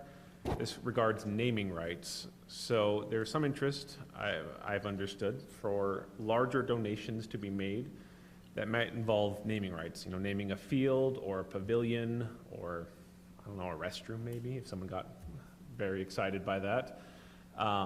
So in order to do that, we wanted to have a contract that defined what those rights were. So the contract we've drafted up essentially says that the city has received a donation, either directly from the donor or through the foundation. The donor can kind of identify what they want that to go towards, but ultimately the city retains the discretion to use those funds for Mountain Ridge Park however the city wants. And then the city will honor their name, and they can provide kind of a name or a statement that we will put on the monument wall with all donors, somewhere on the facilities or nearby the facility, like a plaque or lettering, as well as on maybe city website or reservation type things. If we have a pavilion that's named something, it'll, when we go to reserve it, it'll be the name, whatever the donor's chosen name is, pavilion, reservation. The terms of the naming that I have proposed, but again, we're flexible on this, is we kind of kept it simple, is that the naming just continues for the useful life of the building. So all buildings at some point fall apart. Usually, you're looking at 20, 30, 40 years. If they're involuntarily destroyed, so something happens, breaks them down, storm, earthquake, if the city rebuilds it in kind of the same way, the naming rights continue. If the city decides to not continue it, naming rights are over. Same, if the city decides to redevelop or demolish the building on its own, naming rights are over. The only thing that's left is whoever provided that contribution for that facility would have kind of a first right of refusal to provide another donation to get similar naming rights, depending on what the future city council at that time might or might not allow. So that's kind of the two forms we have. Any questions? Yeah, I have a question, just kind of going back. I don't have any problem with the naming rights. I just want to clarify it because I'm not sure 10 years ago when we put together this foundation for the city, whether we didn't understand the law, had bad legal things, because the question that kind of begs to be answered is why have a foundation if you can just donate directly to the city?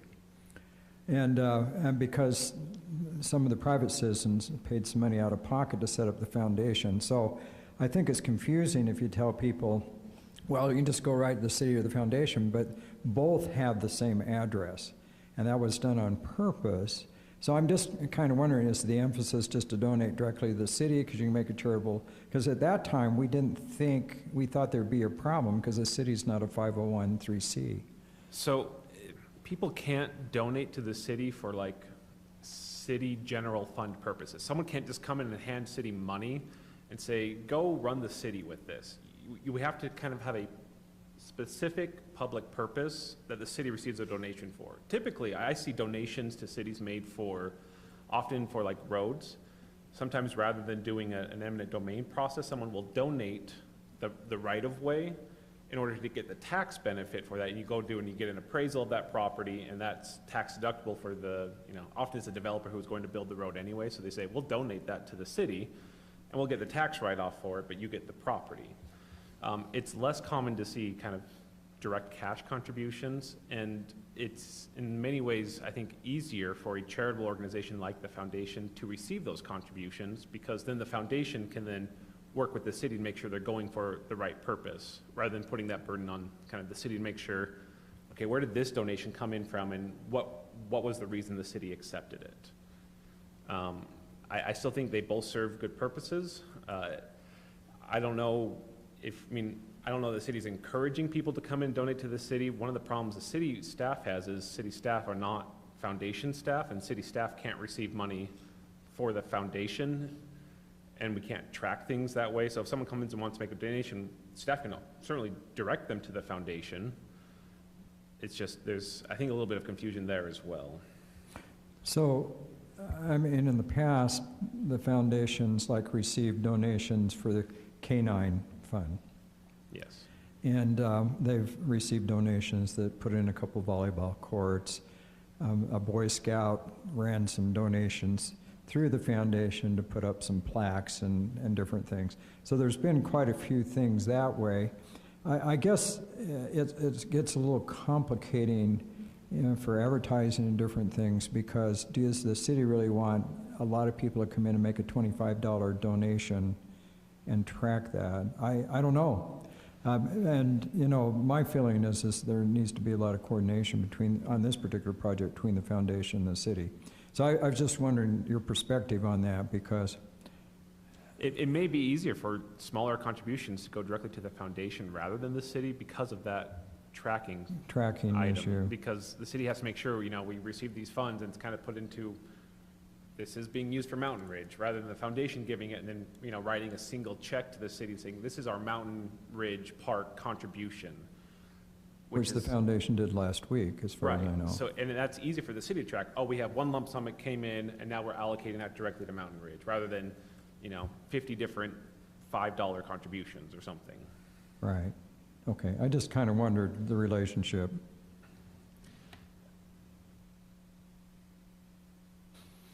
Any other discussion items?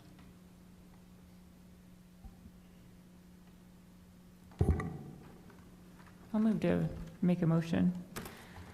I move that City Council approve the use of the donation form and the special recognition and naming agreement with naming rights being granted for donations of $10,000 or greater, with donor-selected names to be approved by the council in the future. I think we ought to have a discussion about this before we make motions. And that's why I asked if there's any other further discussion.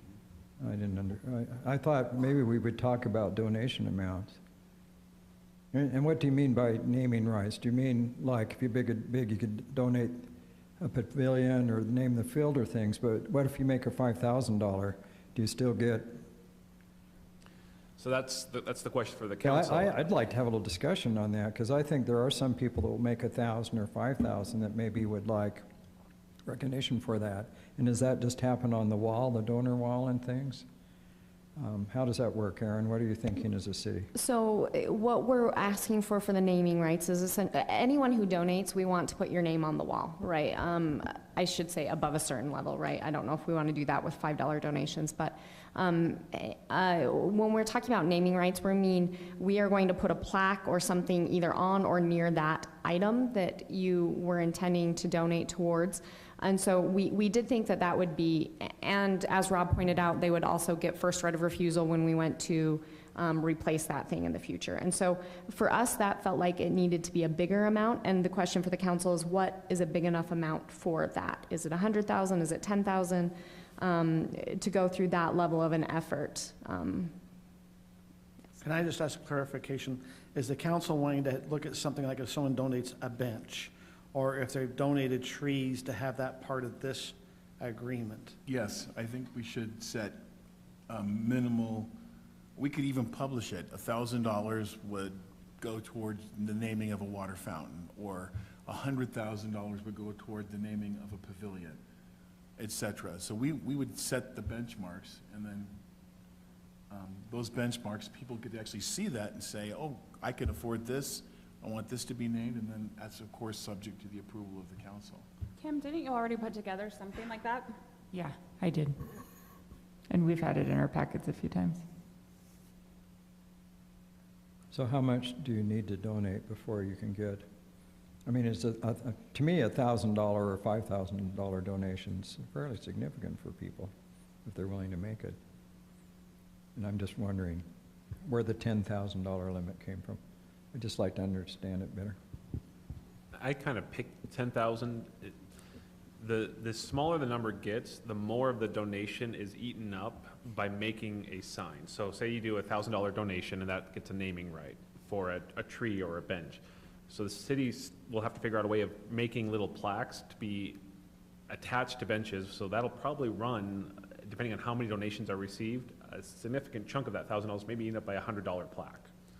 And so the question is, and we can do that, that's just the council's choice of, we were thinking the fewer naming rights, the easier it is administratively to track all of those facilities that have naming rights, make sure we have, we're following the agreement to give them first right of refusal while having the recognition, not only on the donor wall, which everyone, at least I think over like a minimum threshold gets, but on the pavilion where it's, maybe $50,000 or $100,000.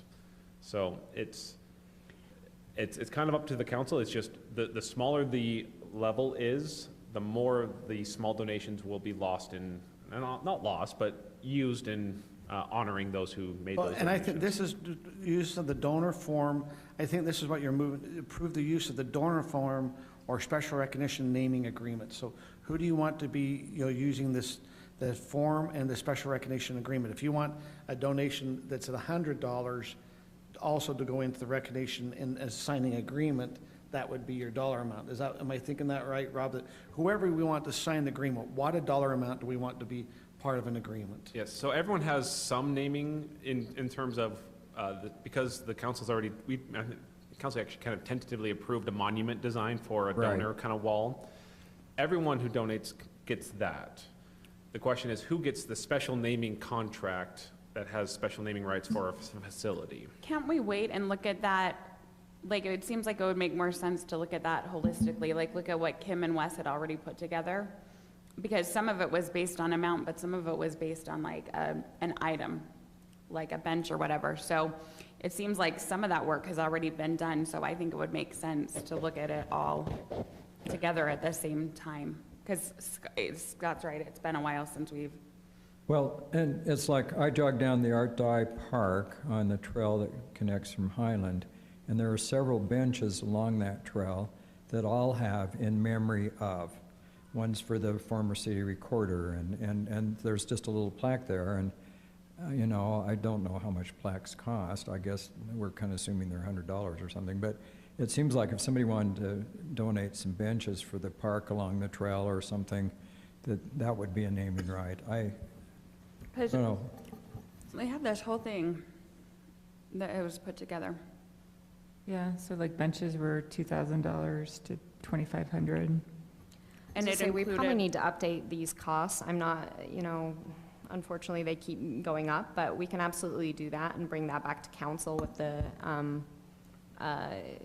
with Kim's design that she's done already for the different, kind of the menu of choices, right? Would you please? So would you rather not have so here's one thing, Kim has made an emotion that we have not got a second on, and so you wanting, are we hearing from the council they'd rather have the whole list before they make this motion? And if that's such, we need to ask Kim if she wants to move forward with her motion at the 10,000 to see if there's a second before we vote, or are you withdrawing your motion? So I can withdraw. Do we still need to go ahead and approve the donation form? I think we could approve that, maybe, and need to do that. We just separate the motion. I mean, we just don't want the amount in there. Yeah, well, and I liked how you had looked at it kind of holistically too, of like in-kind donations and like items, specific items. Yeah. So I think we should look at it all at once and see if that still is kind of where we're going and if amounts have changed and things, but I'm fine doing the form if it is helpful to have. Is it necessary to have that now, like helpful? Is this something we can get, talking with a couple of donors, just, they've asked a little bit about this recognition and agreement. Some of it, we've had a couple larger ones that have asked about this, and I just wanted to show it to them. But I don't think it has to be approved. I'm just saying we just need to have a time frame. It does get done so we can keep moving forward. That was going to be my only comment. If the council likes the general idea of how this contract works, it might be good just to say, council approves of these, subject to us deciding what the threshold is for this contract to apply. So when we talk to the larger donors, we can say, this is the type of naming right we're looking at giving out, to help entice them. We're still finalizing some numbers, but this is what you would get. What would you like to do, council? What Rob said. And now let's make a motion if that's what you feel towards that. Can I ask one more question? I'm just thinking something. So, since you can make direct donations to the city for a project like this, is the city able to go out and solicit those donations? We could. Because the foundation can solicit, basically. I mean, the city can, we talked about putting like in the newsletter of, we're doing a Mountain Ridge Park and go to this link to see how you can contribute to it. The city could certainly do that type of requesting. Okay. I would say if you just want to approve the forms, you could just approve the kind of the first 2.5 lines and end where that comma is. And just say, with threshold to be set later by council.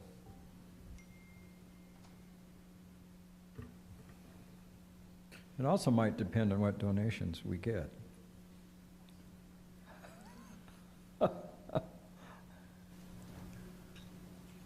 Okay, so let's try this again. I move that the city council approve the use of the donation form and the special recognition and naming agreement. What was it? What'd you say? Subject to what council approves? On thresholds for use of naming. On thresholds for use of naming. I'll second it. Okay, I have a motion by Kim, second by Scott. We'll go to Sarah for first vote. Yes. Tim? Yes. Kim? Yes. Scott? Yes. Brittany? Yes. That passes 5-0. We'll now move on to item number 9. Item number 9 is expedited items. It's a resolution designation of the value of orphan parcels for 2023. Okay, thank you, Mayor, members of the council. This will be very brief. In 2021, the City Council adopted the resolution that determined how the value of open space or orphan parcels would be determined. Based on that methodology and that approved resolution, the value for orphan parcels for 2023 is $4.71 per square foot. And so the motion reflects adopting that resolution that adopts that dollar amount for the year 2023 for any sales that we have. So this is based on property values as of last year's assessments, correct? Correct, 2022. Which may be starting to drop. Maybe, which would mean 2024 could be lower if 2023s are lower. One clarification that came up today as part of the discussion is so there are some parcels that are in the process of being purchased but haven't fully gotten everything, all the T's crossed, I's dotted. So the intention would be for only, properties that are in the process of being sold will still honor the 2022 price. If they have This a is purchase just contract. right, if they have a contract with us, but it just hasn't gone all the way through the title or something like that, we'd still certainly honor that 2022 price. So it's just anybody new who's coming in who has not yet signed a contract with the city. So we are jumping the price by about $1, right? But maybe you have to look at the 471 was what we should have been charging last year, because that was last year's value. I'm just saying, it's hard to kind of say, okay, what's the value? We don't know if the value goes up. It really will be determined. If they don't like the value, they can go down to Utah County and dispute not our value, but their property tax value. It's a government entity that they can go dispute. We're just going off of what they did based off of their government entity, and this is 25% of what they did of the value. I mean, if you're not familiar how they did it, there was a list that was brought up about 3 years ago. We've kept the exact same property, so it's very consistent throughout the last 3 years. And we just went on the county sites and said, this is what they're showing their value is in it. And we did open space lots, we did larger lots, so it's not just it's across the city and a lot of different properties. And then what we did is we said, okay, we're going to take 25% of that value is how that comes up to be the 471.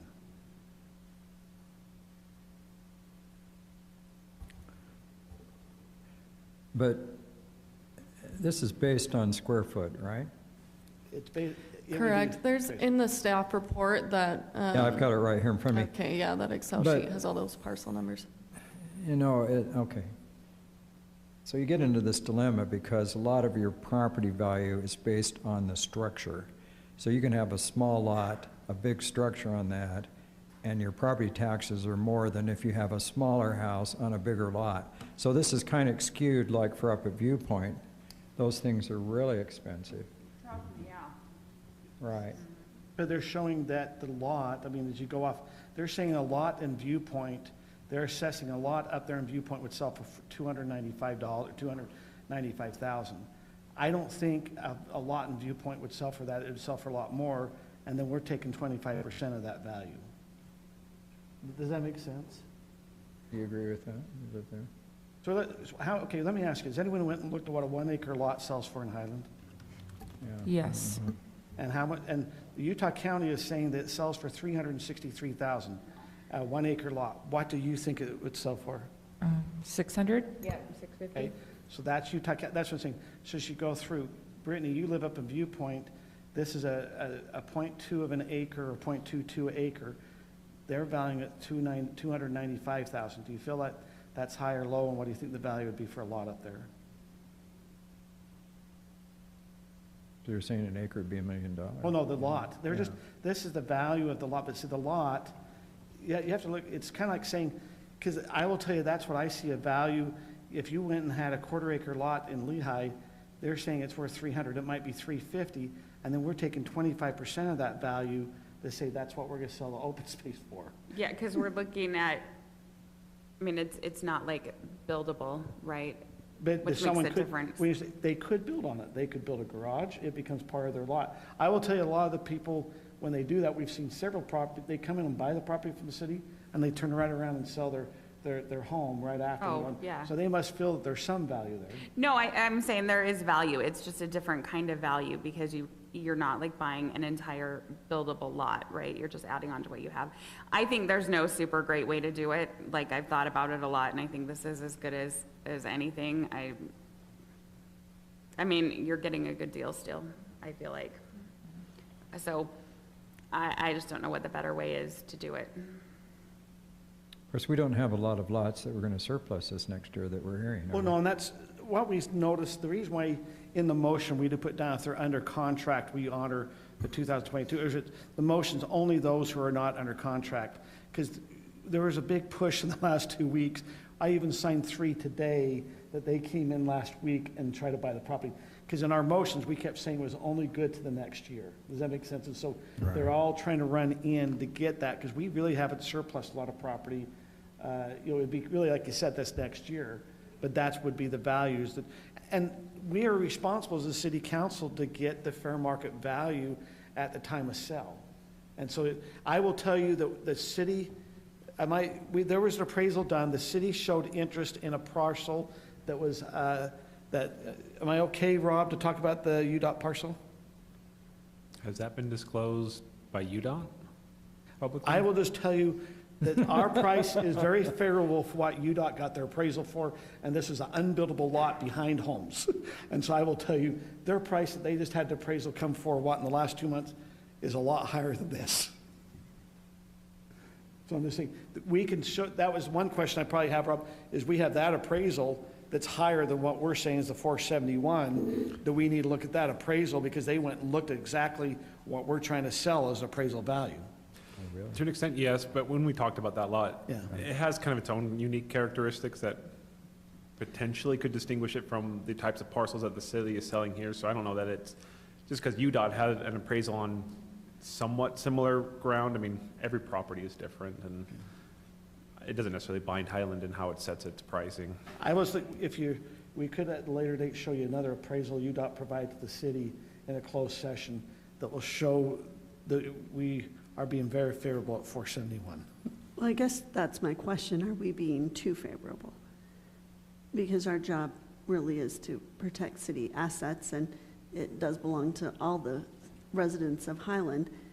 But at the same time, it's an orphan property we want to be Since able I've to- been on the council, this is one thing that really took a lot. So let me share with how we got here. There was, I believe before me and Scott were on the council, they went and solicited appraisals. We had residents that went and got one appraisal that came back and they thought the value of the land was worth $1. And then the city went and got appraisals that showed it $6 to $8 a foot. And so the council had a real hard time because they were seeing multiple appraisals. There was different opinions on how you came to that. And so I'm the one that put together the 25%. I got hold of the appraiser that did the $1 lot, the $1, and I actually went and provided them with cells that I knew of orphan parcel. I actually bought property behind my home from a neighbor in a garden area. I knew of some other neighbors that had done the same, where they'd done some property trades amongst neighbors buying it.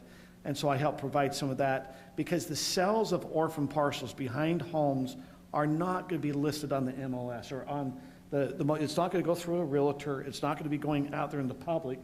They were closed cells. The way the value is done here from Utah County, we called down the assessor's office and asked, how do you determine this? Well, they get all the data of all the cells.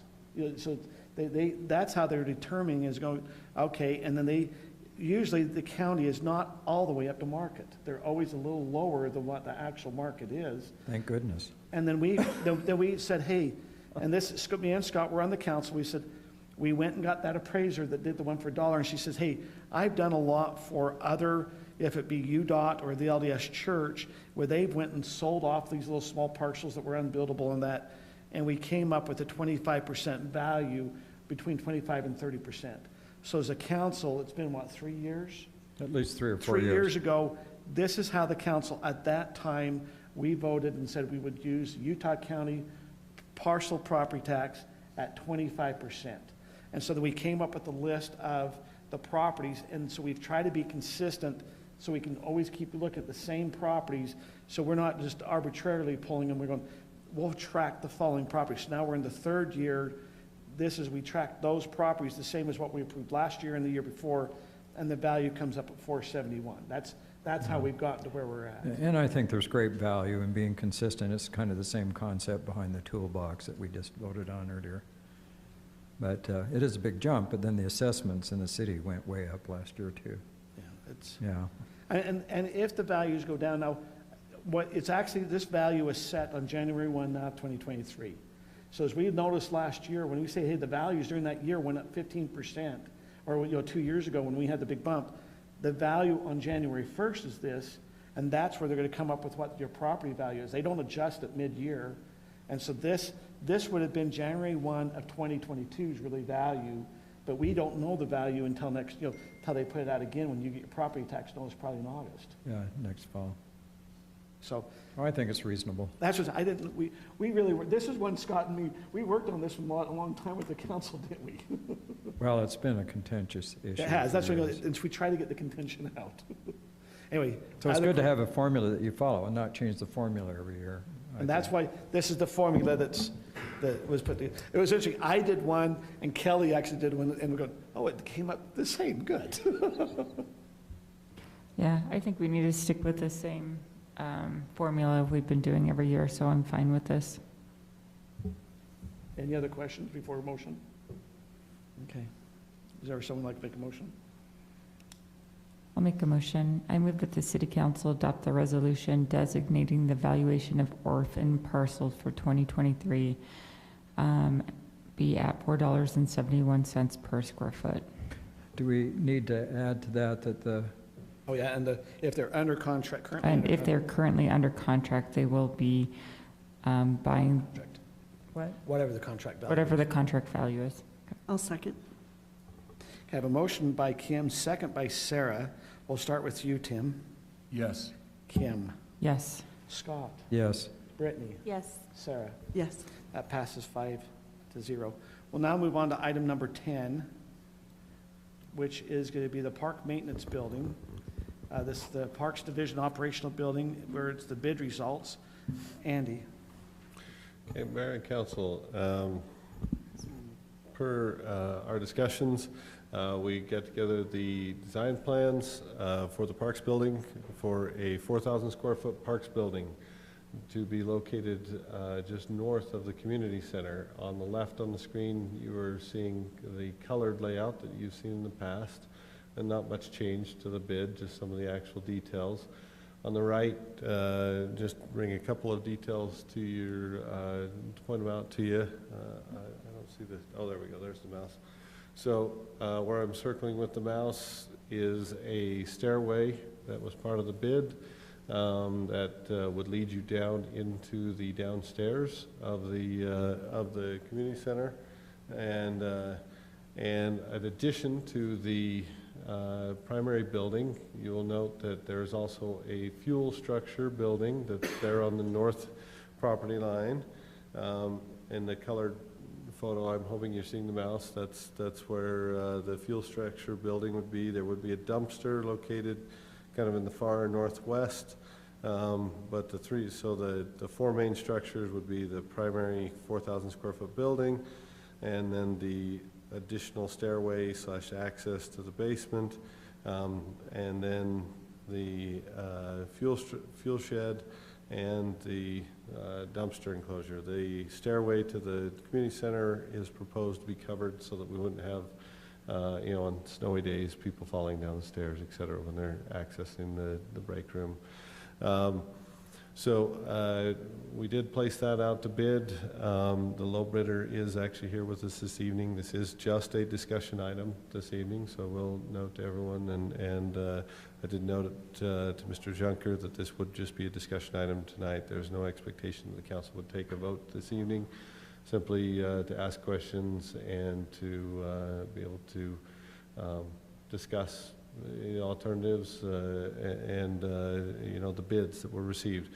So the low bidder for this work was New Element Construction. Mr. Darren Junker is here. He is a Highland citizen. So he did come to the meeting, wanted to come and hear the discussion. His bid was for $989,362.38, and that was to complete that primary work that we've indicated. Just a quick additional little information. The building does include a men's and a women's bathroom and kind of an emergency shower, and other than that, it's pretty well just a basic shell.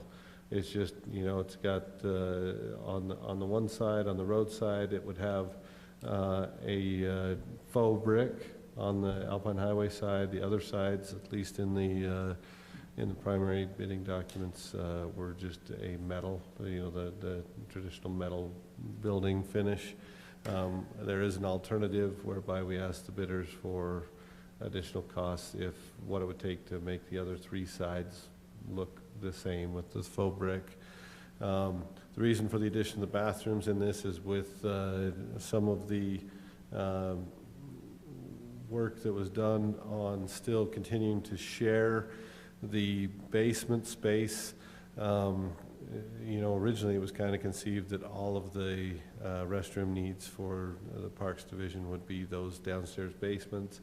When we haven't talked in depth about the basement space for about a year or so, but last we spoke, it was evident that there still needed to be shared use downstairs, and so it was felt that that it would be better to still retain a lot of the restroom needs outside in the primary warehouse, and that the interior bathrooms could be just kind of for overflow. That would help with some of the traffic coming and going, and also help keep them a little cleaner inside.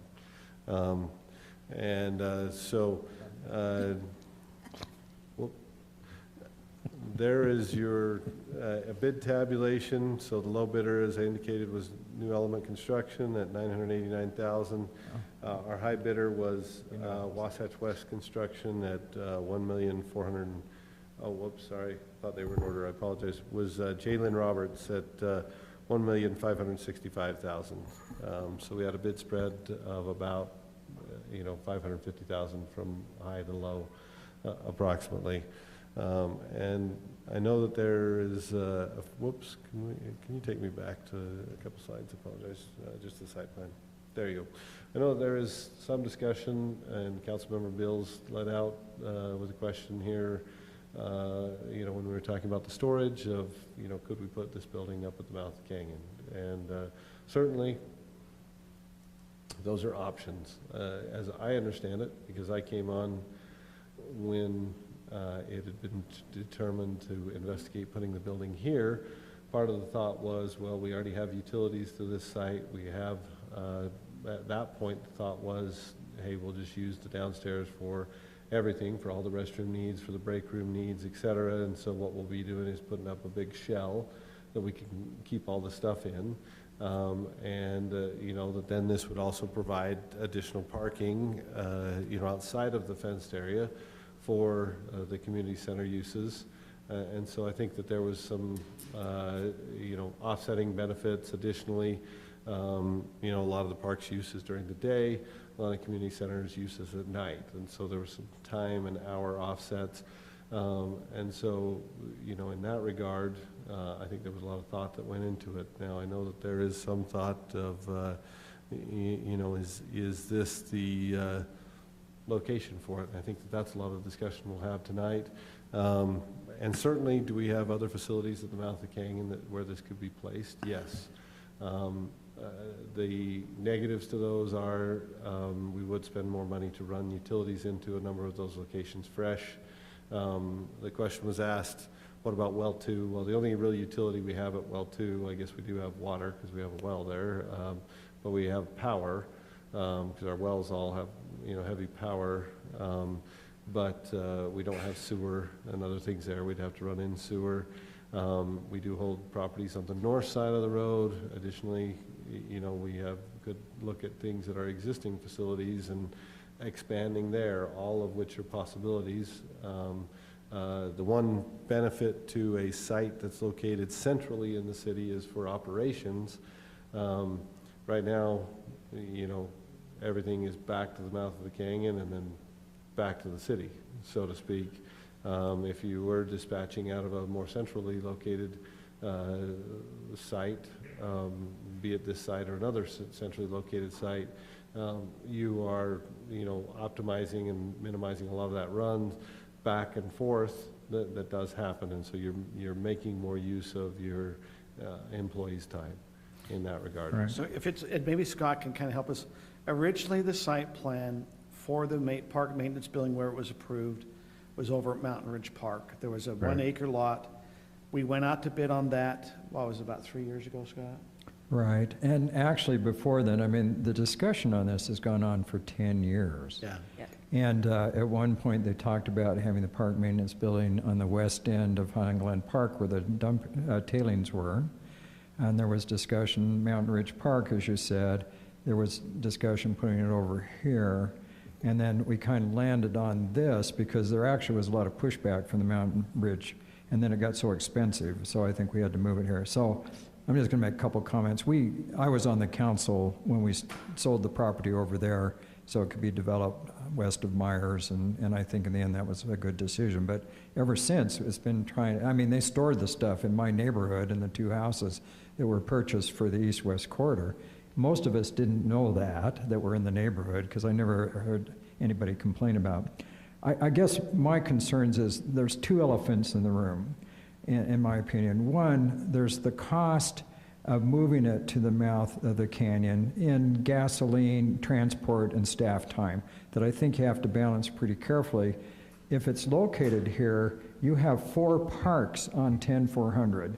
You've got Highland Glen Park, you've got Heritage Park, you've got the Mountain Ridge Park, whatever it's named, and you've got Mitchell Hollow Park, just bing, and the Canterbury Parks. So it's kind of a little more better organized. Plus you've got the big parkway that you maintain along the Alpine Highway. So there's some advantages on time and costs, I think, to be here. The other elephant in the room is the Arts Council is having a holy fit because they don't want to share the space downstairs. And to me, and I understand where they're coming from, and I support them on that, and I'm sure Sarah and the rest of the council do too.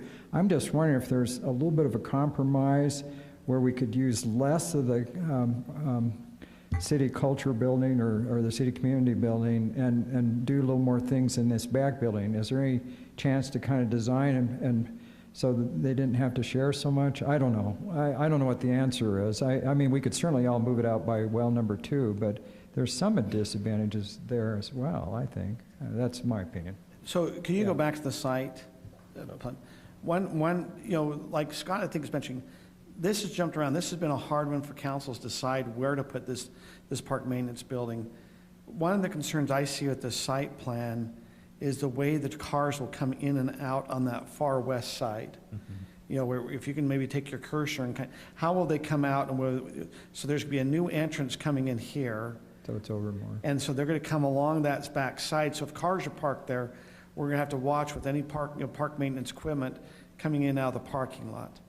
That's one of the concerns. Like Scott mentioned, I think the Arts Council has a concern about the usage of the downstairs. We've done we've went and looked at that. So Andy, the question is, and we've talked about other locations. This location's, this is going to be one of your Franklin things. Location, it's a good location. Scott brings it's right along 10400. It's where a lot of our parks are at. For park maintenance, it's a good location. Is it the best layout? Is this a Band-Aid that we're going to be looking at down the road that we wish we hadn't put it here? My problem is I don't know of other locations without the cost coming up. I talked to Andy about the well house that's over on 5600, not the well house, the well number 1. Yeah, the well, they're number 1 by our water department, but we didn't feel like there might be enough room there. Is that correct? Well, I think in all these other locations, I think that we can accommodate it, but it's just more costly, right? It's really kind of a cost thing. At well number 1, we could probably accommodate it. At any of our well sites, we're going to have to keep all of our fertilizer storage at least 100 foot away from the well, and then it's all going to have to be contained, our fertilizer and chemical storage. But at well number 1, the biggest thing that we have is we would have to bury at least a portion of that big basin in some type of underground facility so that we could still wash out the well, right? So there's a cost element to it there. Room-wise, this exact building may not fit there, meaning that back portion's only 90 foot wide, but we could probably figure out something to work there. But again, I think it's more costly just because you've got to deal with that base. Does everyone understand where we're talking about on 5600? It's just Yeah. right here. I mean, so it's still centrally located. I mean, locations. That's if a you're good looking at it, location. It's still a good location. You know, you don't affect your community center. It will cost us probably more money. You know, the next thing is we talked up here now by well number 2, where you're looking to put all the fencing. And I just have a question, because we talk about sewer being expensive. Is it by city code we cannot do a septic tank for this building? Well, we wouldn't do a septic tank next to our well.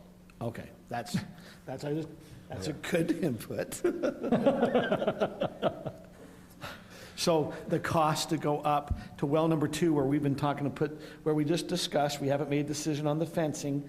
You're saying that would have enough space, I think is where you were going. Sure, there's plenty of space There's there. plenty of space. The problem that then is that would increase the cost quite a bit to go to that location. Now, when you're saying quite a bit, are you talking an estimate of 100,000? Or are you talking an estimate of, it's now going to go from, you know, what was it, 983 or 987 up to 1.5? Or what would be a guesstimation? And I understand it's just a guess.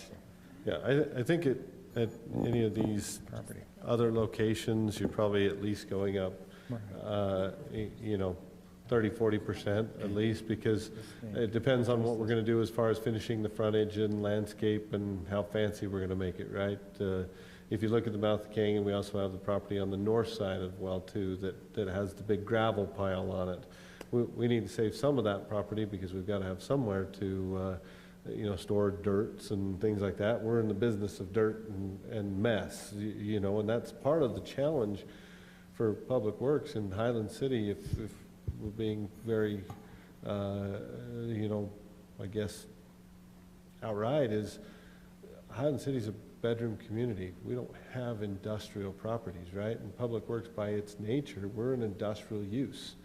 We make lots of noise, we use lots of big vehicles, and we generate lots of dirt and byproducts of that dirt, and we need, and grass and other things. Well, is that the same as this location here? I mean, you're bringing up this as industrial use. Is this Parks building an industrial use, and we're putting it by our community center? Well, you know, that is part of the challenge. You know, when you say, you know, well number 1, you know, what's part of the challenge? Well, during the summer, we have about 30 people show up at 7 a.m. and they're firing up lawnmowers and they're getting going for the day and they're loading trailers and talking and everything that they do, you know, and this location probably is actually better than well number 1 in that regard, because it's out by the highway, which is a little more noisy, but I don't want to minimize that it's not going to affect the people that live to the north of there. They're gonna hear our crews at 7 a.m., right? So Andy, we're just kind of wondering, is there any chance that we could buy some of the property west of this area and make that a little bit bigger and make the building bigger and not involve the community center? I mean, is there any options? Do you know what I'm talking about? There's a lot next to it. I actually stopped in a couple years ago when we were looking at this, Scott, and talked to them. They're amenable. What you're saying is instead of having the drive access be on the back side of the parking lot, it'd be in there. Now, we don't know. Make it bigger and stay out of the Well, or community you could center. keep the fences in between. All it is you put another fence, and so it's really just a drive aisle, meaning that's what they're coming in and out of, but it doesn't touch the parking lot of the community center. Right. I don't know what they're, you know, they were amenable So they to were talking. amenable? They were, but I don't know what price. We could order $4.71. So Andy, I think we need a new Public Works building. I'm in total agreement with that. I would really like, and I agree with what Scott said, that it would be really good to have it in this location in the middle of the city. I would really like to find a way to do that and then add on somewhere else or do something else so that we don't have to take space away from the community center, because I think that once that's gone, we don't have a community center and you never get it back. I agree with that. So I would, personally, I would pay a little bit more now to find a solution that doesn't make us give up the community center for, I mean, Public Works and the Arts Council aren't really two like super similar uses, right? So They're not compatible uses. that is the word I was looking for. So I would be interested in a solution that utilizes this property because it is centrally located, but that also a way to not have to take away from the community center. And I Is that a guess- possibility? I guess in that, yes, it's a possibility, but where my mind goes without acquiring the property to the west, obviously, we can make this building bigger, but the bigger we make this building, the less parking we're going to give to the community center, right? In that regard, and so it's just give and take, and that's, Sure.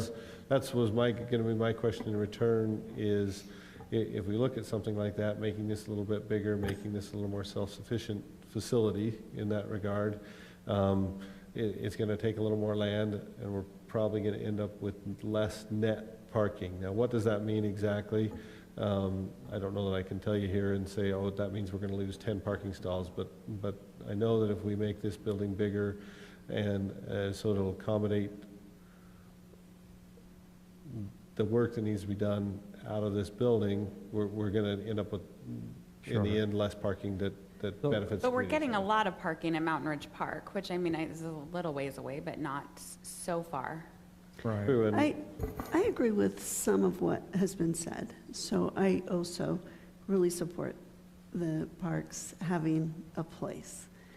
I don't think that this is a good spot, no matter how we slice or dice it. It's in the middle of residential neighborhoods. It's across from a park, which if I go to the park, I don't want to look across the street. And like you said, you're in the business of dirt and rocks. You should be. And I wouldn't want to live next to it with the dust and the noise and the 7 a.m. and whatever needs to happen. I'm also very concerned about our arts program and our community center. We have such few spaces, and they use it in the day for senior citizens. And senior citizens like that it's kind of quiet. And they can come in, and they can have lunch, and they can visit, and they can do their little whatever get-togethers they do. And I just think we will lose that. I don't think they're compatible activities. And so I don't know what the solution is. I kind of like the solution of Up the Canyon.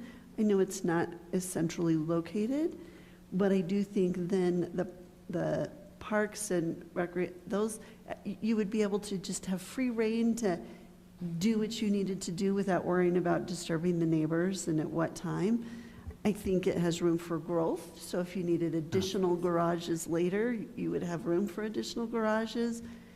And I don't think the expense would be any more than trying to buy property west and trying to just make that work. I mean, ideally, I would love to build a community center right over here, right, and make that something different. So I'm just not in favor of it being here at all. I would like to find a different solution. Tim and Kim, I think it would be nice to have you guys chime in on this one. I guess I'm in agreement with Sarah and Brittany here. I think we're making progress on this, and this has to get done. This is kind of a priority right now. We've outgrown our space. I just want to make sure that it is done in the right way, and it is the best that we can possibly give our public works.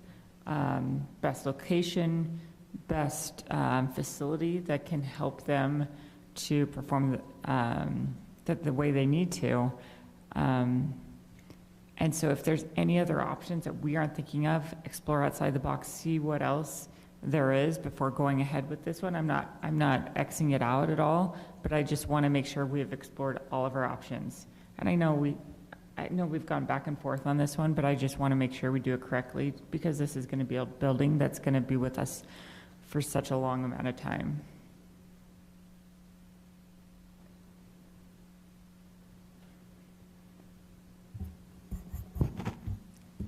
I agree that we need to preserve the spirit and the location of the Arts Council.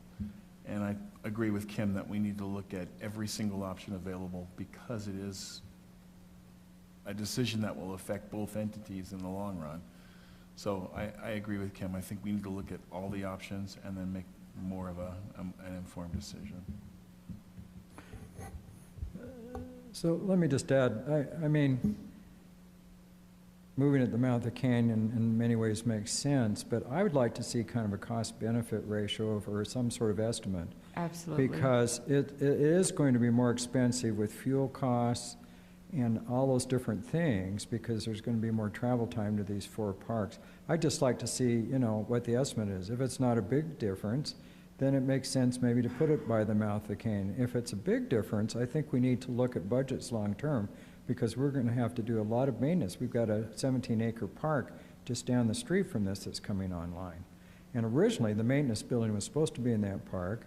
The neighborhood opposed it. They actually lost the appeal. The city won it, and then all of a sudden we moved it. And so I just think we need to kind of balance a lot of things.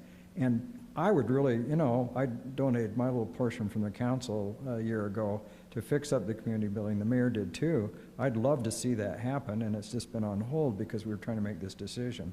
And, you know, if there's some way, I mean, that we can do this without really causing a lot of trouble with the Arts Council, I would really like to see it happen. But I think a centrally location really makes sense to me.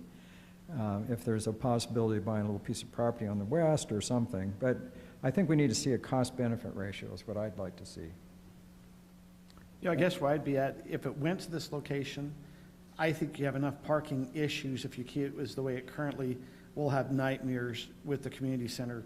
And so to me, it'd be subject to be able to purchase that other parcel to be able to get. Yeah, I would lean towards that. Now with that, I guess I'm still, you know, Andy, for where I'm at, I'd rather still understand the 5,600 to really understand what that cost benefit, because that, to me, this location of 5,600 is location for driving to the parks, to me, is identical. You know, I don't see they're enough. However, going up to the canyon, I do see that, hey, it appears they got to show up there. They're always going to go up there for lunch. They're going up to get parts. I mean, I understand the central location, but I've also, where the salt storage is at, I've never figured out. I understand we've got a bus thing there, but I've still never figured out why we can't add on to the existing park maintenance building or the maintenance building and even push our parking across the street over into that salt area or something. And so we're still using all the same building. I don't know if an addition's cheaper or if it's still coming higher, because an addition, sometimes adding on to building magically still just, it's like building a whole new building. But you know, have there been sites? I mean, you know, Scott brought up, you know, Scott, at one time you brought up even down where we just removed all the tailings at. Is that because that building only, I mean, is it because the neighbors down in that neighborhood did not want the trucks coming back and forth when that looked at that area? Right, yeah, it was a problem with that. I think that's kind of a no-go. So let's go through. We've been at Mountain Ridge Park, 1 acre, had residents come, they filed kind of even a suit like Scott said. Even though the city won, the bids came in so high, we moved over here. They've looked at here in the city over by, right where we've looked at the Jordan Valley property, right behind it, the city owned an acre. I know at one time the city looked to go there, and the residents all came out for that one. I assume, I'm surprised that we don't have a couple of the residents here being concerned about what might be noise in this area around them. Maybe we didn't send notice to them. Did we notice these 3? Andy's met with them. Not for tonight. We did notice them back when we did the open house about it. You'll recall we had the open house about this, and I actually delivered a couple of letters personally. Anything in the central city, if we're trying to get central, we're going to be by residents. This is by residents. The 5,600, yes, even though it's our water department, it has some residents by it. If we're at the park over by Mountain Ridge, it's by residents. If we go down into Highland Glen, it's by residents. So we have to make a decision. Do we want it centrally located, or are we trying to keep it in an area that we want up by well number 2 or up by our existing maintenance buildings, and we don't want to be by residents? And so Scott mentioned we need kind of a cost analysis. Is that where how do we get to decision? What you need? I think we ought to hire a consultant. Because we've been talking about this for 10 years. Council, this is one, we're not the only one, but we need to get a decision. The reason why they could prolong the other one is we had the buildings down in Pheasant Hollow. We don't have them right now. We're storing most of the stuff in storage units. They can't repair them. Now, and I guess that's the question. Why can't we just use more connexes for some of our, so we said we can go put 4 connexes up there at well number 2. if it's just storage during the winter, is there, why is it we need to have, it seems like they can be So- stored in the winter, but what is it they really need to have access during the winter for? So, the two halves. We have storage, right? And storage, you can take on different forms. A lot of our storage is our fertilizer storage, which is actually would be really difficult with Connexes because you're trying to run a forklift or a pallet jack or something down those. That's a little more difficult. Those are heavy storage. The other part's just, storage. So what happens right now in the summertime is Parks basically kicks all the rest of the divisions out of the building during the summertime, and Parks operates, all their buildings, and they take most of the bays in the summertime. In the wintertime, they take most of their equipment and we take it to the storage units, and then the plow trucks, we try to get as many of the plow trucks as we can in the building because you want those all warm and ready to go. When there's a storm at 4 a.m., you go start them up and you roll. But operationally, we are kind of on top of ourselves, right? And so some of the plow storage area that we could have available is still being occupied by some of the fertilizer storage and et cetera. And so there's some operational inefficiencies, and perhaps in a little more personal part of it, one of the biggest things we've got is restroom needs up there. Up there at the complex, we've got 2 bathrooms, one out in the shop, and when I say bathrooms, it's one person at a time kind of bathrooms, and yet we're housing in the summertime somewhere around 45 to 45 people on an average day there, and there's women and men, and so you're trying to give dedicated facilities, but you really can't. So there's a need to appropriately provide for our employees in that regard. There are the parking concerns, et cetera, that I think have been expressed. Right now, a lot of our seasonals do park across the street, but then when school starts, then the complaints come that the seasonals cars are in the way of the bus drop-off, right? So could we do more at our where our salt shed is? Yeah, it's possible that we can do some more things there. And to some extent, I think what I feel comfortable saying is that the conclusions that said this is the cheapest place to get us operating are accurate.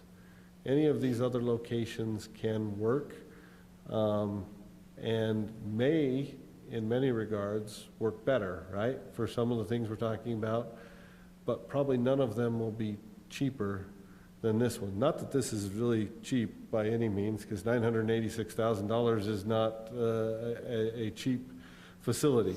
But who would have guessed that we'd have had the hyperinflation that we've had over the last 18 months or whatever it's been, and my goodness, how crazy has things gone that way. But there's certainly opportunities at some of our other facilities that they just will likely be more costly for one reason or another.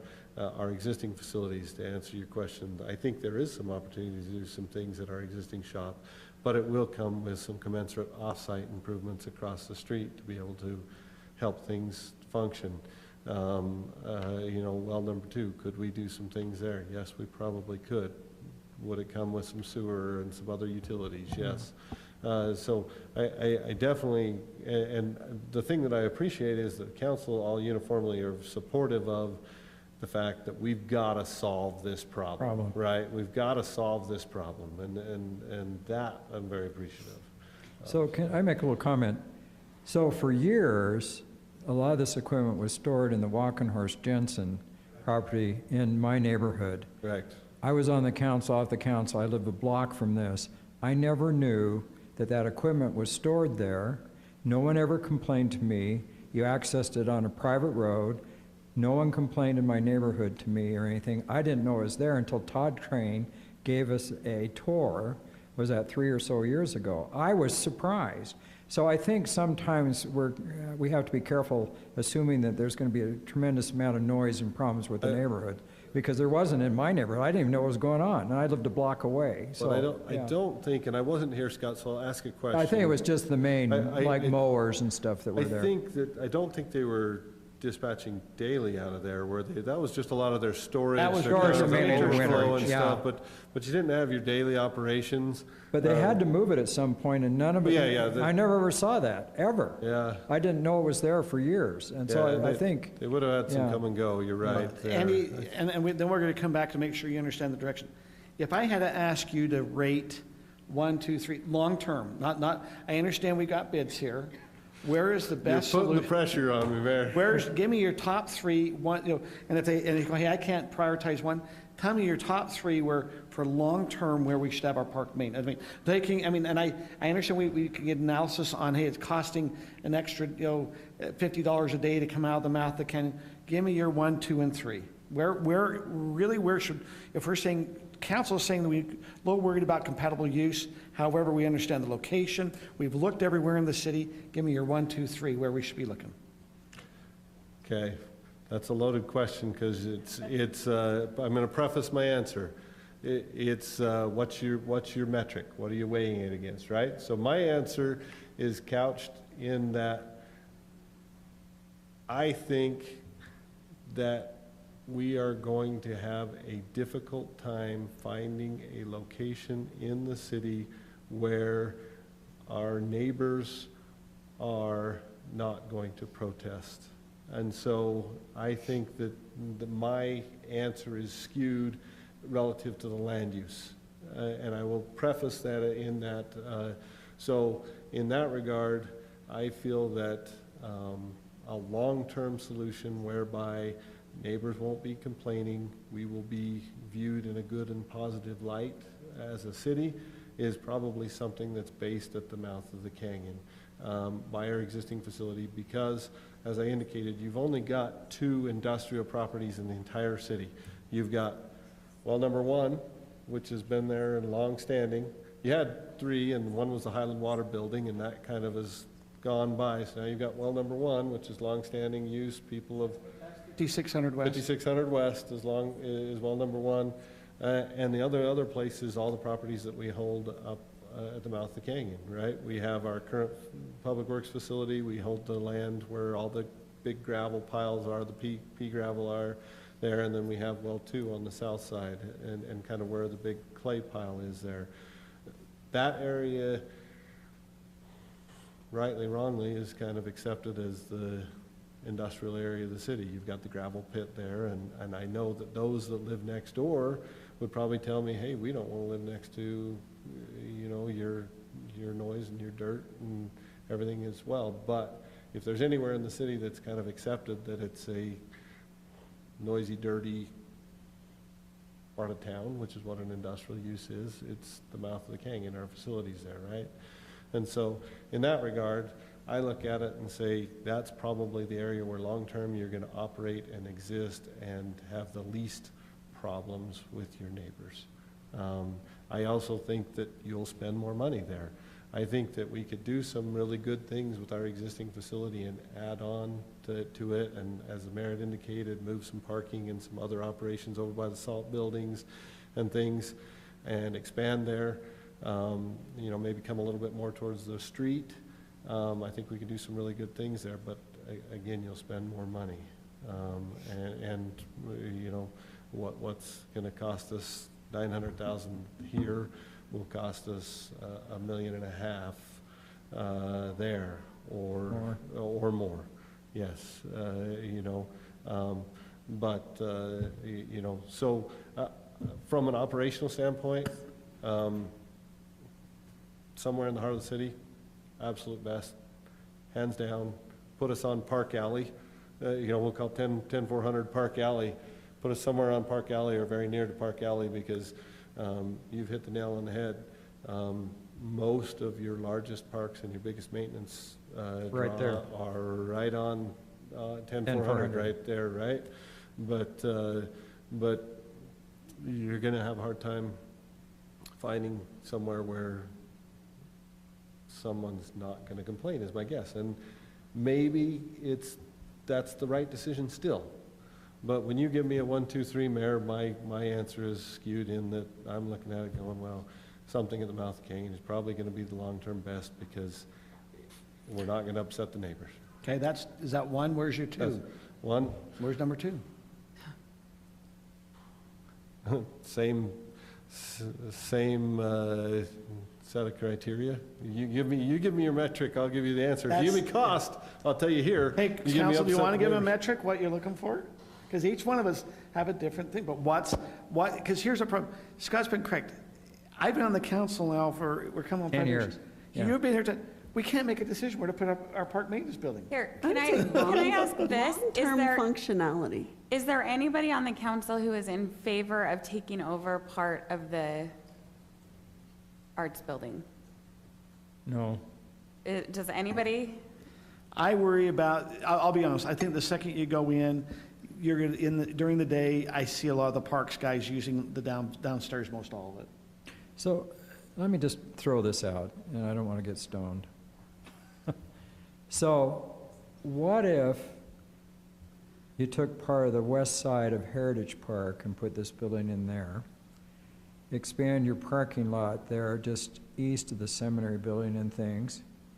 You don't do anything that infracts this because you've got a 17-acre park on the other side of the junior high you're building. Why not use some of the west side of Heritage Park? Yes, it's true that we use Heritage Park for the fling, but we can move a lot of those activities to Mountain Ridge. So you've got a lot of park along there. So why not just take the west end of Heritage Park, which is mainly a parking lot, and use that? I mean, is that an option? Because you take out the part where you lose, right now, one of the problems. we Take a have- little bit of your park out, but you're building 17 acres down the street. One of our concerns even with our community center here is parking. If you go when they have an event, they're all parking along the road there, which is a narrow road, and they don't really even have the striping. I mean, when you're getting, you don't have even a shoulder along that road. I mean, so Right. my concern's a little bit of the parking when we Well, use why not this. expand the parking, though? in It this it does, but if they're, my concern, once again, is if the way they pull out, they're gonna pull along your parking area.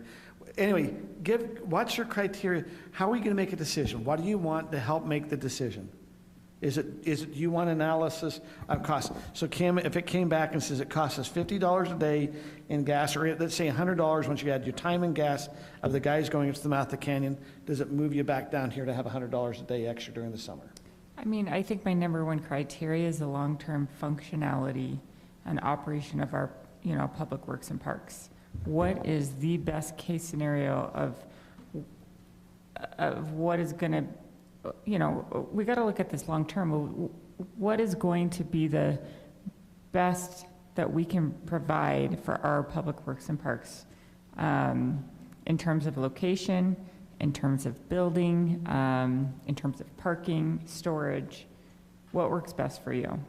I agree with And then Kim. from there, that's when we do a cost-benefit analysis of, is it worth an increased cost for what works best versus something here, which is less money, but then there's some give and takes. So Yeah. then that's the decision. What it comes down to is the kind of that cost-benefit analysis. I agree with Kim, but I also think that spending money here is a short-term Band-Aid, like Mayor said. I think we're going to end up spending more in the long term because in several years from now, we're going to have to revisit this again. And so what is the long-term solution that works for Public Works as well as the citizens? And then what is the cost benefit of that? And I think we have to also understand what we lose if we do it here. Not everything is a loss or a gain in dollars, because having a sense of community and having a place for people to gather, you can't put a dollar amount on that, but it certainly brings communities and families and people together in ways that are really important in my mind. Any other input to give there? Do we have it in retreat? So Mayor, may I try to summarize so I make sure that staff understands what our marching orders are here? If I heard council right, you're most interested in what is the best long-term use, and you need to see some cost associated with that. So from Andy, and I agree with him, the best place to put this long-term is expand the public works shop and add parks there. It will cost more money. So we can go into a design there, bring back the numbers, and then have this conversation again. My question for you is, we don't want to do that if that's not a real possibility. And I know you can't make that decision until you have the numbers, but I also don't want to do it at well 1 and well 2 and everywhere else, because every time we go out to bid, we spend $30,000. I mean, a lot of money in the design and in all of the preparation work that is now sucked away from our $900,000 that we did have towards this part, or towards the building, I should say. So we certainly want to do that and want to give you the information to make the best long-term decision for the city. And I just want to make sure that, is that the location, the other location we're considering, are there any others, so that we understand? So the only problem, I see with the increased cost, it's not the increased cost for building the building and designing that. I mean, it's not a bad idea, and I could support it.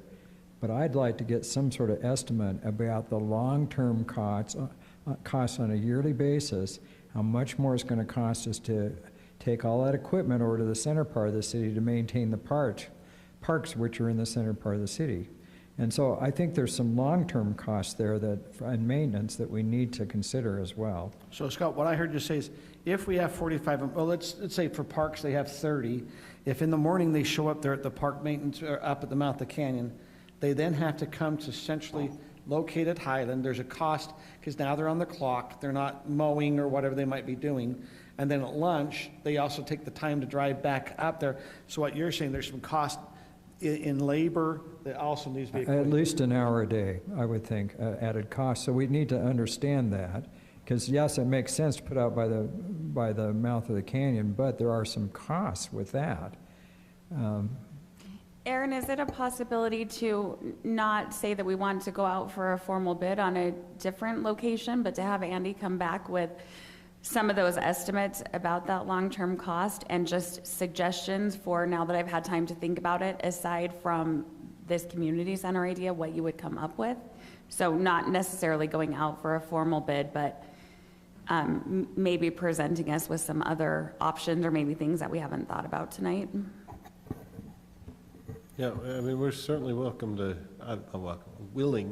to come back, with some of these other options. I mean, I think what led us to tonight is we were given the instruction, yeah, let's try and put it at the community center, let's go get some bids. But since that time, we obviously all talk, and we knew that there was some consternation about the potential impacts to the arts and the community center, et cetera. And so, we wanted to be able to get the bids so that we could have the discussion, because it's hard to have a discussion without some of these firm numbers. But yes, certainly we can come back and say, okay, here's an option number 1, option number 2, and hopefully that you can handle that. Our order of magnitude estimates are a little bit that order of magnitude, and that we think this is going to cost $1.5 million. And to really, one of the hardest things to do for anybody that's trying to cost estimate anything is to cost estimate without all the data, right?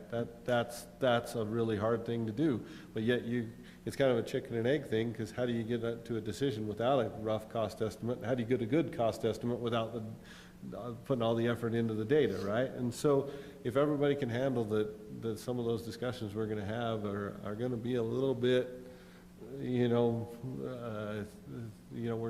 trying to make the best guess we can, but Well, here's your other reality. Let's assume it comes in at 1.5. Where do we get the money? I mean, right now, we have $900,000 sitting there for the building. Right. We go to 1.5, do we push, We're building the park right now, too. we have to be somewhat sensitive to, because we'll do the 1.5, we think long-term, but then do we push it out another 5 years to wait to raise 100,000 each year? That's a hard thing. It's a hard decision. You can see why council, hey, we started with only 300,000. That was first. Right. 5 years ago, we put 300,000 in for doing this. Yeah. And you can see they still didn't even, then the bid came out at 1.5 and they're, or 1.15, and we had a pause because we didn't have the money. And so that's where it ended up. Is there any chance this specialist that we hired could get us a grant? I don't know. Any other suggestions? It's okay, we want to find the solution. We want to find the long-term solution, and we understand the competing needs, and it's part of what we all try to do here every 2 weeks, right, is balance the needs and the resources that the city has and find the best solutions that we can. How Like I long is said, this bid good for that we have at this current time? I think it's only 30 days, as I recall, although Darren's here, he can answer that. I'm just going out of memory off the top of my head, but it's about 30 days. So if we were going to take advantage of this bid, it'd be something where we, at our next meeting, we'd have to vote to say. But you won't have the information back by then. Would you have it by the next meeting? I think we can have enough to have a general discussion. I don't Okay. know that we can have a lot of details, but a general discussion, say here's a catalog of options and order of magnitude. Now, personally, I still like where the water department's at, because it keeps us centrally located for what Scott's been concerned by.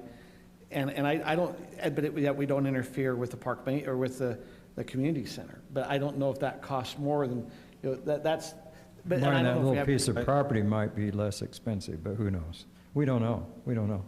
You know, I think Tyler's been really quiet tonight. I think he should be assigned to do this. Woke him up. I'm in mourning. I understand the silence. At least you got there. Some didn't get there.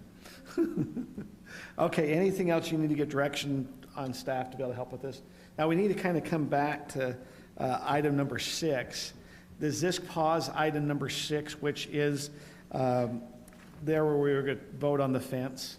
Does this discussion, what we were discussing about well number 2 with the fence, does that change? Do we need to have where the park maintenance building is going to be at before we do this fence? Oh, you still need to store your water meters. You still need to have security, regardless of where you put the park building. And you wouldn't put the park building right, I mean, you'd put it next there, but you wouldn't put it right in that same spot, would you? Farther west or something? Yeah, you'd probably go east or south there of the well, because our property, the well is basically at the west edge of our property there, and then you're onto the Forest Service property. So we have some property kind of south of it. The one challenge with well 2 is it's framed by irrigation ditches as well. Some of those vegetated corridors have some ditches in them, et cetera, too. My guess, if I'm just guessing, is that well 2 would not rise to the top of the locations where you put the Parks Maintenance Building if you're looking at the mouth of the canyon. You'd probably end up on the north side of the road in one of the locations along there. Andy, does it make more sense to vote on that tonight or to wait until our next meeting? If the council's content, you can tell I'm fairly content we won't land there with the Parks Building, and so I look at well 2 and say, I think we're okay to proceed and get our order in for the storage containers and kind of get queued up for the fence. Myself on that, because I don't think we'll land at well 2, at least in the area that we're talking about, with this discussion. I'll make a motion then. Are we back on agenda? We're on agenda item number 6, 6. which is the purchase contract and storage of security improvement for the PI meters project. I'll make a motion. I move that the Highland City Council approve the purchase of additional fencing and storage containers to be placed at well number 2 site in the amount of $61,995.98 and authorize the city administrator to sign the necessary contracts. I'll second. I have a motion by Scott, second by Brittany. We'll go ahead and we'll start the vote with Scott. Yes. Brittany. Yes. Sarah. Yes. Tim. Yes. Kim. Yes. That passes 5-0. We're now going to move on to item number, it's just this is our discussion items, I believe. The first discussion item that we have, now, we just want to look at our time. At this time, we are at 9:52. The first item on number 11, which is a communication item, which is on Alpine Food Storage. If the council remembers, we had Alpine Food Storage come before the city council. They were planning on moving, they actually thought they could move by November. We gave them to the end of December to make a move. They have notified me that the lease that they were looking at entering into in the Pleasant Grove area has fallen through for them. So they are anxiously engaged at this time. They've sent me some emails where they appear to be in a confirming where they're going to be getting a new lease at another location. But I just, I talked to them last week. They thought they'd have the lease all signed by Thursday or Friday. They thought they might get it. I did see some emails where they're at the last final negotiation on this space. Now, that doesn't mean that this space wouldn't need to have what we'd call a build out, where they might have to go in and improve the site. It might be that they could back out of it because of it didn't get all the way signed. I wanted to give you kind of an update on, they had, here we are at the end of the year. That's what we'd kind of given them. They do not formally have a lease at this time. But like I said, it appears they're close to signing another lease to do something. And I'm not, but that's kind of the updated news on Alpine Food Storage. Is there any, since we gave them to the end of December, this is a discussion item only, so it's not a vote, but what's the recommendation? And do you need it? What other information would you like to know about the Alpine Food Storage? I guess this has been going on. This has been an ongoing situation, not just for the past 3 months, but years. And I think we were kind enough to give them an extension after many warnings about what was going on. I think, for me, the extension was till the end of December, and that's what it is. So what would you recommend, Councilwoman Rodella? Do we put a penalty on each week they go past, or we close them down? So anyway, Rob, maybe help us know some options. Let's just go back through it and visit. So I think you visited with them a year ago in November, then again this summer, and help us, and then what decisions could we do as a council? So we've had several discussions beginning 2020, and basically staff extended it once on the assumption that they were going to work things out, maybe change some of their business by the end of that next year, because the business license cycle kind of follows the city's fiscal year cycle as well.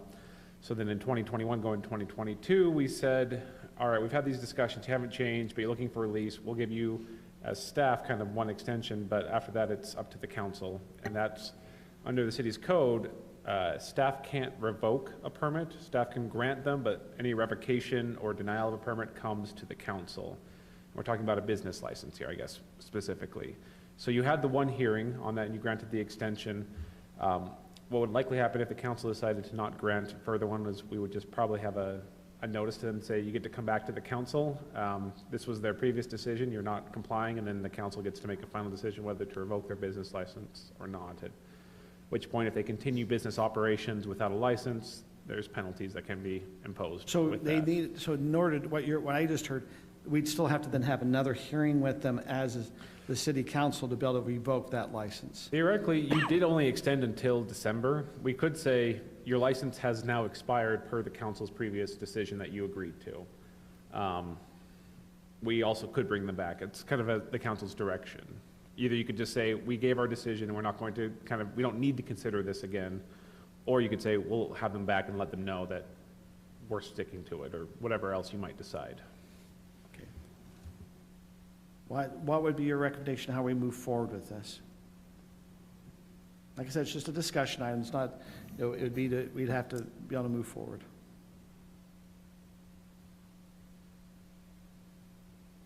My recommendation is license is expired. I mean, it's not just taking into account Alpine Food Storage, it's taking into account the neighbors. Those who have issued the complaints. I think that, over the course of a couple years, we have to show our residents that we take those complaints and what we set forth in our codes and ordinances, that we actually follow through. And I think we have to look at the bigger picture of who this is affecting.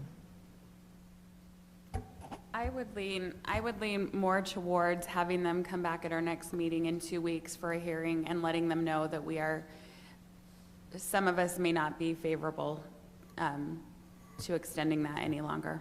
So in 2 weeks, we have a work session starting at 6 o'clock. We agreed to have, we've already kind of put strata in there, at 6. I mean, I guess we could say strata at 6:20, because I don't think we're going to have, I mean, I'm just saying, that's one option.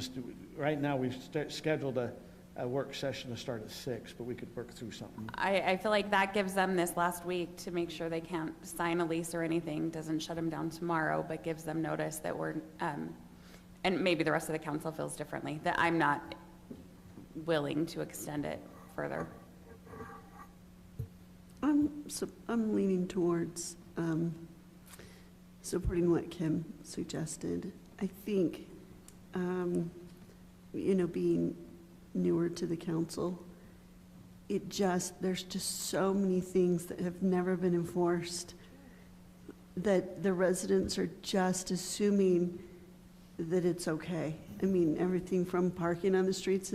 I read the city newsletter about the don't park on the streets with the snow, and I know three to five of my neighbors have said, oh, it doesn't really matter, the city's not going to do anything about it.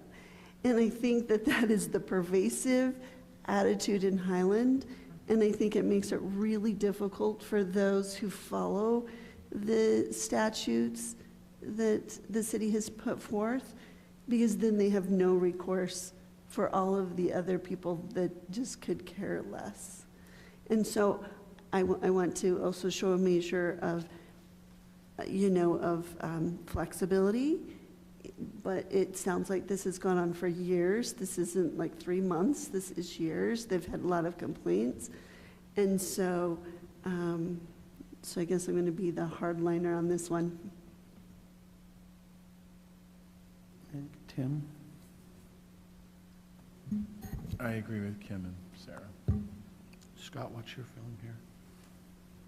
It's hard. I mean, we're talking about it. They've had 13 months. I mean, we've been more than. Well, it sounds like more than 13 months, even if Rob was talking to them in 2020. So I assume that this other location, I mean, you're not at liberty to. I know the location. They sent me a text. We've been communicating today. They sent me a text as they wanted to be sensitive, since it's not all the way done, to disclose where they're looking at. Well, and that makes, you're not at liberty to say then, but I assume it could be outside the city. Is that a good assumption? It is outside the city. So when they move out of the city, we're revoking their license anyway. So if we revoke it today, which it seems like there's a majority of people on the council that want to do that, basically they go out of business until they move to the other city. Is that correct? Legally out of business. Yeah, so there's people that operate without a business license. It depends. Once again, do we enforce it? This is what the council's been saying. So what happens if the council in a motion, and like I said, this is a discussion item, so can we really do anything tonight on this? It's a discussion item only down on our agenda. No, I mean, you don't need to take action because it's more of, do you want us to bring this back on a future agenda or not? Or do you want to have a letter? It sounds like, if the consensus is, we don't need this on an agenda because the decision was already made in the previous hearing, that's the direction staff needs to send them a notice. And so then what staff sends a notice, then what happens? And then we see if they continue operations and. My recommendation would to give them a time frame to say you need to cease operations within 30 days or something, because I think it's unrealistic for them to shut down tomorrow. I think one thing to consider, I'm not saying that this is the wrong decision, but there will be public backlash from their loyal customers who are, the PR story is going to say the city is shutting down a wonderful business in the community. And so we need to be prepared for that and realize it's going to come, and realize I'm going to be out of town next week when that could possibly hit. So I'm sure Lena is so excited to take this one on. Lena, are you ready? Well, okay, now let's talk consistency. If we have currently a business that doesn't have a business license, we send them notice. Now, we've sent them notices. I'm just saying, I'm not sure, okay, so where do I lie? Here's the truth, what's going to kind of happen. Let's assume they get a lease. They won't be able to move out of that location until they really go do a store build-out or a location build-out, which could still be another 90 days. So I'm just saying, okay, let's assume they provide us a lease that they've signed. Now, I'm going to be very transparent. We had a copy of a lease and a copy of a check they gave to their landlord, and they said that what they understood they were leasing ended not be in the space that they thought that's what they were getting to lease. And that's, but now we're 6 months down the road and I'm going, well, you should have known that fairly soon. That's where I have heartburn and going, well, now you're back at the 11th hour or the 12th hour, and it's like something you should have known. We gave time to get through that. I have a hard time putting the business out, but at the same time I'm going, they seem to keep pushing the very end and testing. It's like... Right, because it could be another 6 months before they're ready. It will be. Even if they make the move, they won't be moved out in 30 days. So then I think Aaron had a good compromise. What's the compromise? Send them a letter right now, say you've got 30 days. Yeah, Yeah, I like that. yeah, you have 30 days Say you have to, 30 days. The cease business? Mhm. Rob is looking consternated over that. No, I'm not, because, I mean, here's the thing, we're not realistically going to go cite them, Friday, if they're still operating, even if we do send the notice. Just the way we work is usually we send them a notice and then we go follow up in a week or two, so that kind of just falls in line with our normal practice anyway. So can we just say But we you can still have send the until notice February immediately 3rd saying, or something? as of now, your license is revoked, you don't have a current business license, you can't continue operations, we expect your business to be wound up and shut down, In 30 days. within 30 days. I think that's reasonable. Is everyone agreeable to have the staff then move forward with sending a letter that they have 30 days, that their business license is no longer in existence because we gave them until December 31st. We expect you to cease operations within 30 days. I don't know what they're going to do. I mean, now, I guess it's hard. It's hard because we're being harsh on it, but at the same time, I do feel like we gave a little bit in the summer to try to give them some time. We give them a lot of time. So, okay. Is there any questions is that going to be coming from Rob? Who was on the letter? Lena. Probably me on this one. Probably me. Yeah. Welcome being the communications person, Lena. Sorry, Lena. It was just a fun one to do. Okay, 11B. Okay, 11B. 11B is Mountain Ridge Baseball Field. Aaron. So we've continued to have. Oh, by the way, it's now 10:05. I need are we okay? I don't know if we need really a motion. Are we all okay finishing these items that are on our agenda? Yes, but let's move it along. Okay, keep going. Okay, Mountain Ridge. We had started to run into a bit of a wall with our baseball donor, and we were able to finally speak with him. And really what it's coming down to, if this donor is going to put in $500,000 plus into building a baseball field, a nice baseball field, he wants to have it locked up, like completely locked up to where the only way you go on the field is by reservation. That's his criteria. And that's for 3 years or forever? You know what? Actually, we don't have a time frame on him. I thought it was for 3 years. I think that I think he would be amenable to a time frame on that. And so that's where we're at is, in the past, council's expressed reservations on that because they want to be able to have open fields. At the same time, it's hard to walk away from that amount of money, especially to the level that he would build it to. Things to consider, we do have 2 other baseball fields that are just, you can walk on at any point and play. So this would be a very reserved situation. And if council, assuming is not going to do an agreement with Surf at Mountain Ridge Park, you do have, I can go play catch, in a soccer field. I don't need a baseball field for that. So it really comes down to, are you willing to lock up the field in order to secure this donation? Is he's putting parameters on who can reserve it? That was my question. Can anyone reserve it? I can reserve it for my family. I believe he wanted some reservation. He wanted usage of certain nights to be able to use the field. Right, but he would just have reservations He already would set. get free reservations, you know, that would be our assumption because of the amount that he's donated, that his team could Get use the priority. field Like for Tuesday, free Thursday priority. nights. Excuse me, thank you.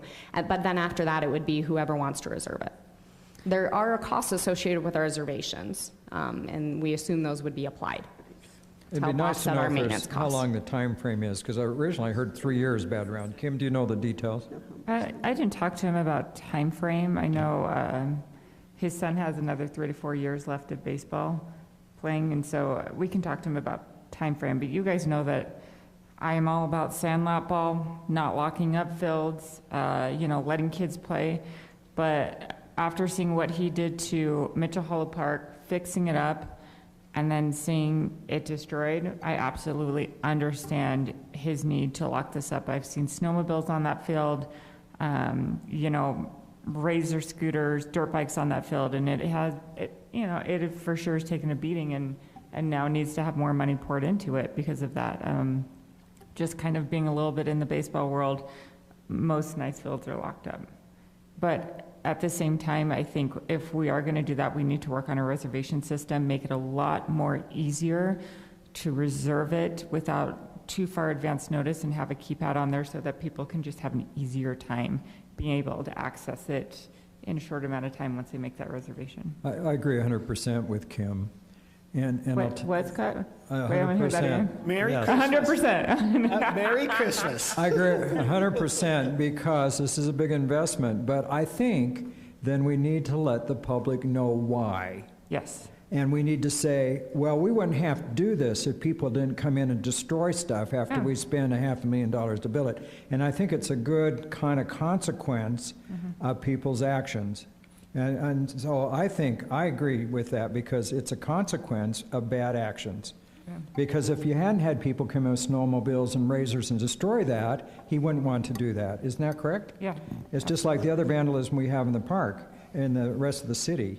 And I think maybe it's a good learning lesson, personally.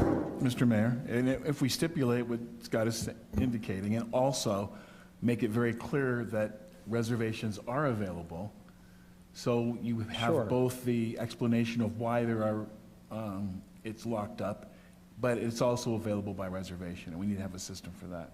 I think Kim mentioned that, and that's a really good idea. I'm supportive of that. Who's going to be communicating with Mr. Christopherson? Who is? Lena, Is I hear. Lena, it is a communication item. We are so happy to have you on. Andy and I have been working with him just because of construction timelines and things, so we'll firm up what time frame he's looking at to confirm that it's the 3 to 4 years on that, but 3 and 4 years, and then we need to know about naming rights. Does that make sense? We need to understand what he's also looking for. Is he looking for a name, or does it not matter? I mean, we need to understand the whole ask. what is his entire ask? We'll Yeah, firm that up. and on a weekly basis, what's his ask for hours? Right. Okay. But he needs to put his name on that if he so desires. I mean, $500,000, that's a big donation. I think he was going to name it Yeah. Grant Field. I think he was going to name it Grant Field after a relative, Hubert J. Grant. Relative, well, that's kind of a nice name. I like Yeah, it. and I think he talked about maybe just 6 hours a week. Okay. We just need to confirm that up if we can. Okay. Now, the person, once again, I heard that was Andy and Aaron talking with Mr. Christopherson. Is that my understanding of what I just heard? Kim, why don't you and I mean, I'm happy to let you take the lead on that, and Okay, so if you... Kim will be the contact. Okay. Thank you. Okay. Well, now moving on to item number C, which is encroachment purchase update of Highland Hollows. Kelly? And if there's any communication that needs to go to the residents, we know who's going to handle it. LOL. Yeah, do you want to knock some doors? All right, this is just a quick update as far as our progress so far with the enforcing encroachment in the Highland Hollow subdivision, specifically along that Dry Creek area, this open space right here. This empty yellow star is just one that never encroached, and so we never had to send them a notice. There's one of them. The one next door, their plan has already been approved. This is one that actually Andy had contacted previously, and then they contacted me, came in to me. Their plan is extremely simple, and it's only because a few things were cleaned up and dirt was moved. There was nothing ever installed by the time Public Works caught it. These 3 yellow stars, we as staff have met with them physically, and they're working on submitting their plan to us after discussion. There's one that we still need to follow up with based on what we're expecting them to provide in their plan, but those things are moving forward. And then these 2 orange stars, we're planning on meeting with them this month. We're going to meet late December. Snow started to fall. I was going to set up a meeting this week. Snow has continued to fall, so it's a little difficult to go out there and look at their actual encroachments and try to come up with a plan with them. So we'll hopefully plan on meeting with them once it clears up. We do have mainly this property, or a couple property owners that still have not contacted us. Moving forward, obviously we wanted to kind of wait because we still have work ongoing that we're working with residents. It was kind of once we got to a standstill that we would knock doors and take action. Obviously there was the, what's the word? Is it a fee? The cost of like encroachment when we were talking about if they do not respond, then we would start fining them. The word is a fine. Thank you. Fining, not fighting. Fining. We're gonna find you. Anyways, there are next steps after the focus on this. Because Highland Hollows was focused as the first subdivision, there are a few other encroachments on the outer borders and other phases of Highland Hollows, and we decided as staff that that would be the next thing that we would have the council look at, just because there are a couple properties that y'all haven't looked at yet that you may be amenable towards doing a maintenance agreement, or it's just taking off the encroachment. That's something that we'll bring to the council later, and then we'll start looking at other subdivisions that the council thinks Let's are just priority. so you have the ones that go up against the open space here to the north. You're saying you have 4 properties that you've not had communication from, with the other 2 that's going to be coming in supposedly this Well, month. this one, technically, this one we didn't send a notice to either because the property is vacant and there's Okay. no encroachment that they've done on the 'Cause they city haven't built property. on it So yet. technically, it's, 3. we've also,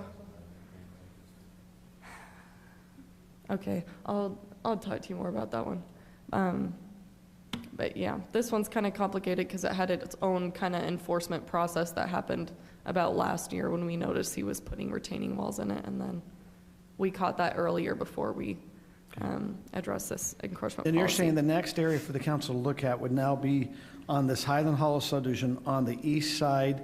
Now, there's a And trail. then there's a couple on the south. Yeah, so there's a trail along the east side, and some of it's put in, some's not, but this would go down to a future park. So I'm just, as we're looking at this saying, hey, this could be a future park at some time at the bottom. The city owns about 50 acres down at this area. And you're seeing the property lines. Is where the trail's supposed to be, is there a 20-foot corridor along there, do you know? Sorry, you're talking about on Right this, there. on this east side. I believe it's a little smaller. I could be wrong. Oh, it is 20 feet. So the property owners already They're a own little- up by that, so where's our encroachments at? So technically, they have maintained up to the trail on most of these. This comes out a little bit, if you can see their But they landscaping own the that property, comes don't out. they? Now that Sorry, one there does No, this is not. all city property, so they've Okay. encroached into here. And then we also have this parcel that we own over here where, sorry, this But- is the parcel. So you have encroachment all the way out to here, and then a little shed on this property as well. Now, I've driven that, this is off 10-400. I can't see that from the road. That wet spot right there, when I'm driving, Kinda it dips goes down. down a hill, so I can't see that. Did we verify if there's any utility lines or anything in there?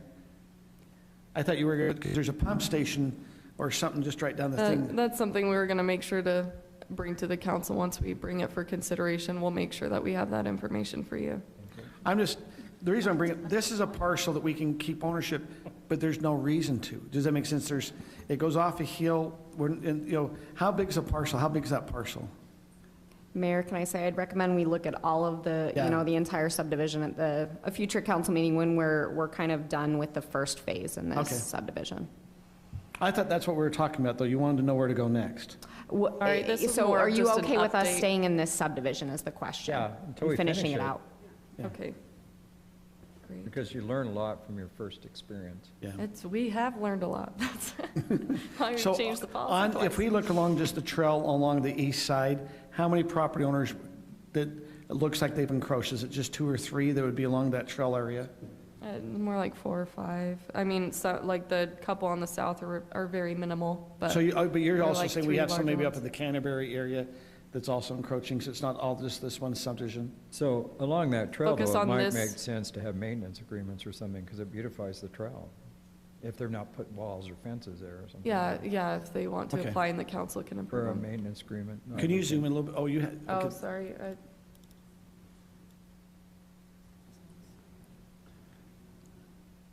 So this is that open space.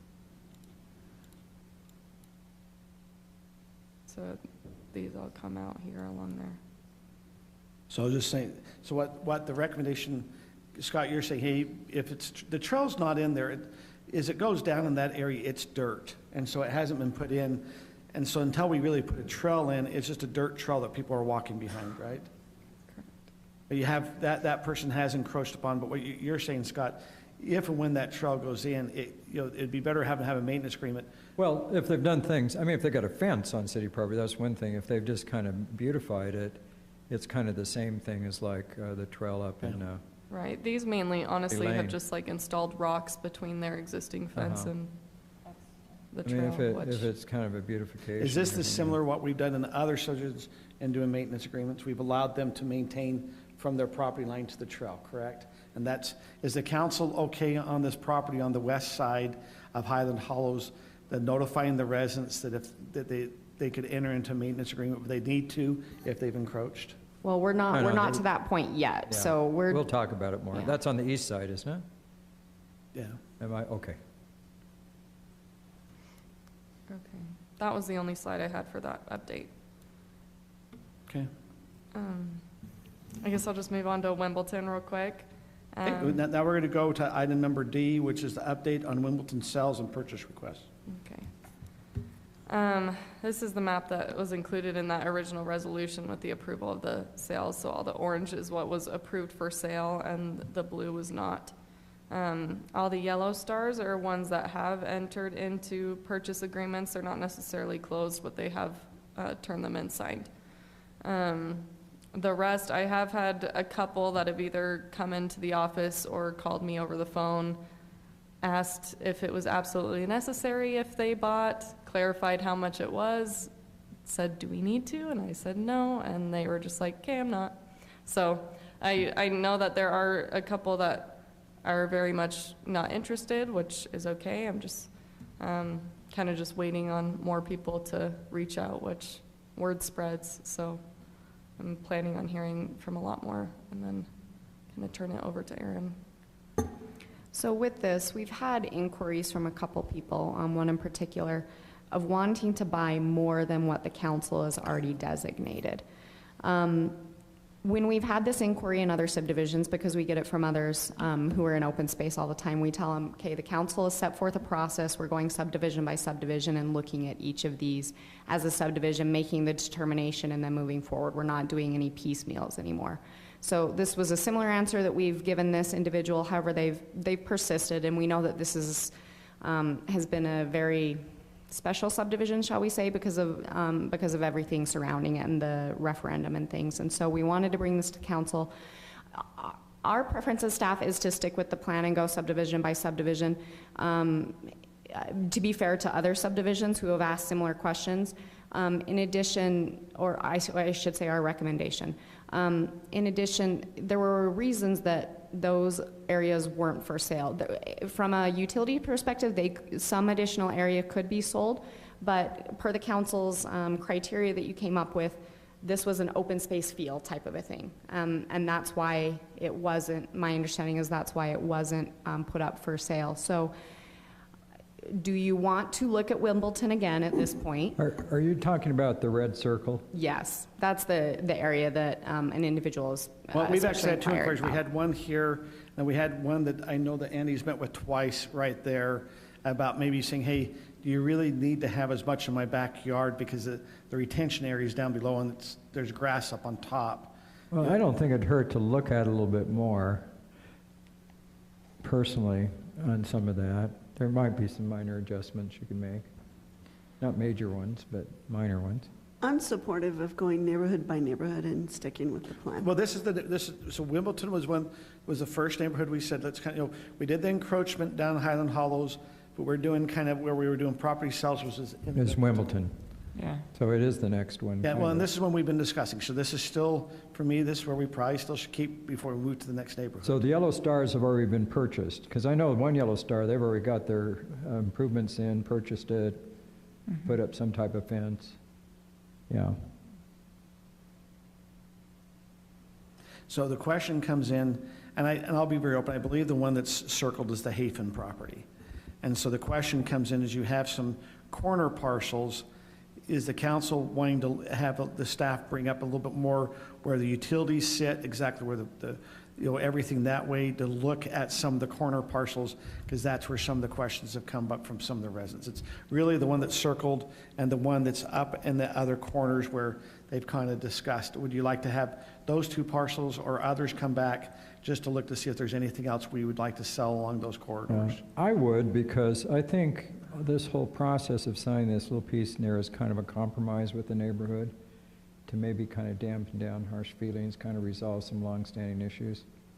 I would be open to it. I think so also, and it's because we've already done this neighborhood and started selling it, so this is just basically just tweaking it, making sure that we actually take deep dive looks at these corner parcels. We did it, with the trail and along the trail during the whole footage along that trail, but I mean, I visited that corner there, and I would never want to live in that house just because of what is going on and how we've maintained or not maintained those corner pieces.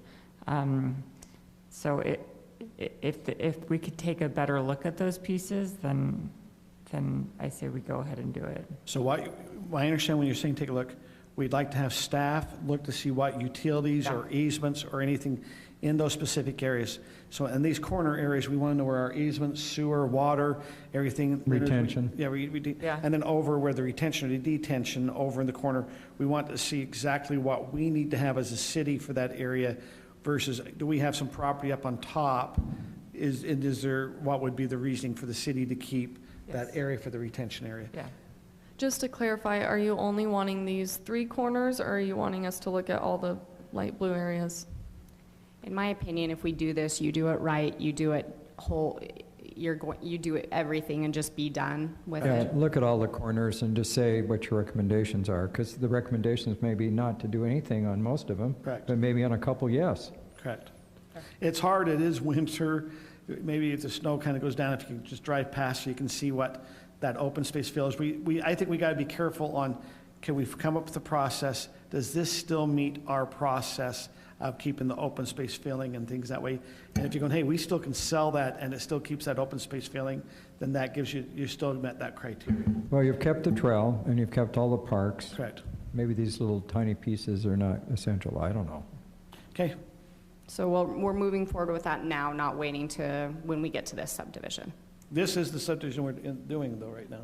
Yeah, this is the one you're surplusing, because hidden, you're working on encroachment. This is the Fair. surplusing one, right? Okay. So yeah, this is where we've been surplusing. It was Highland Hollows where we wanted to do encroachment. Okay. So is that? Yep. Okay. Okay. Okay, the next one is going to be a sign code update. Kelly. Okay, thank you, Mayor and members of the council. Just a little precursor. The reason why this is coming up is because of our favorite development, Ridgeview. If you noticed over this last year, honestly, there was a lot of temporary promotional signage that was put up.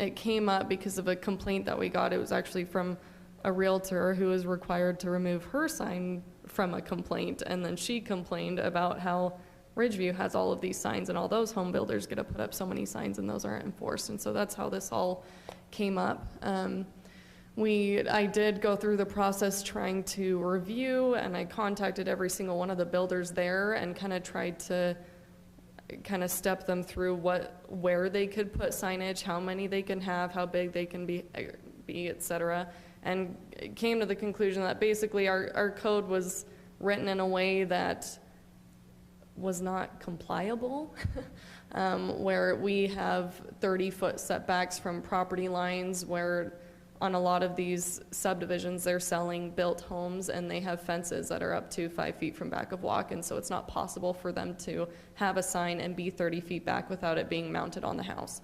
And so it was kind of trying to, okay, how do we make them, bring them as close to compliance as we can, and that's what we have shared with them, is be as compliant as you can while we work on this text amendment to make this, more achievable.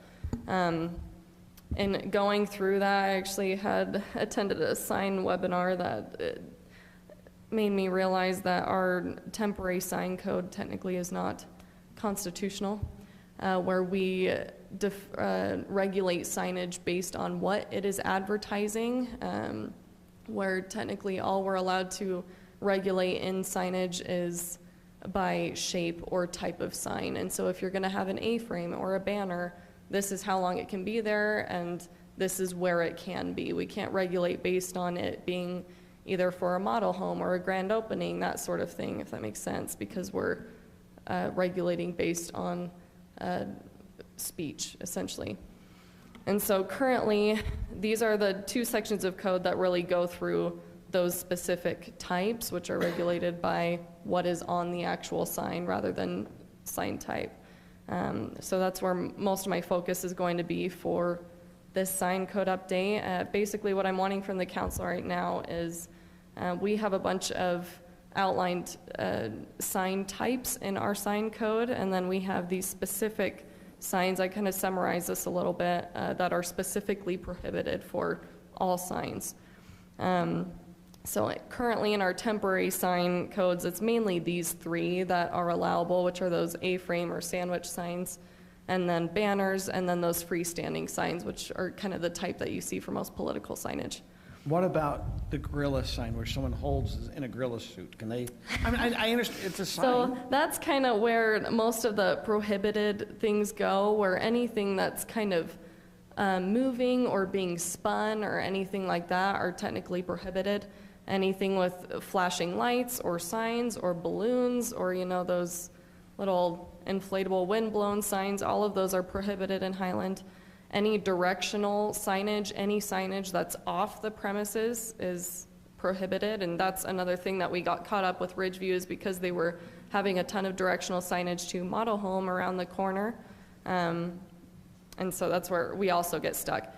And then vehicle signs is another one. We had an issue with Ivory Homes having a large trailer that they were saying was a construction trailer that said Ivory Homes, and it was right up next to North County Boulevard, and we were saying, hey, no, if you're calling it a construction trailer, you put it over by your construction. So they did end up moving that after a few weeks of requesting. But basically what I'm trying to get from the council, are y'all okay with these signs? Or is there anything on the prohibited signage that you're more okay with being prohibited? I kind of want to put more attention to directional signage. I got a lot of backlash about that one with how are they supposed to know where to go, specifically with Ridgeview, where you have a lot of homes, and a lot of their model homes kind of tend to be tucked in the corner. And so that's just another. Well, I think you're going to have to use some common sense. I mean, it's good to have all this in code, and I believe that, but there are always exceptions, unfortunately. Because, if you can't direct people to your model home, that's a problem. So, I don't know, maybe you can look at it a little bit better. I basically like all the things you've done here, but I think in some cases you may need to allow a little bit of directional signage. So keep in mind, because technically right now we have it divvied out to where we have specific signage for model homes, where if it's for a model home, you can do this, this, and this. So that's what I'm going to be updating where we can't do that Okay. anymore. So if we allow directional signage, it will be for technically any temporary sign, if that makes sense. We would We- just put more of like a timeline of What this can are only we be there really for going to this long. enforce? This comes down, we can go put these in, but if it's not enforced, we have a lot, when someone has a home for sale and they're doing an open house, they're going to have signs that say open house. Are we really going to go and enforce it? And see, it just comes down to going, okay, we have this, we can always say it's against the code, it's the enforceability.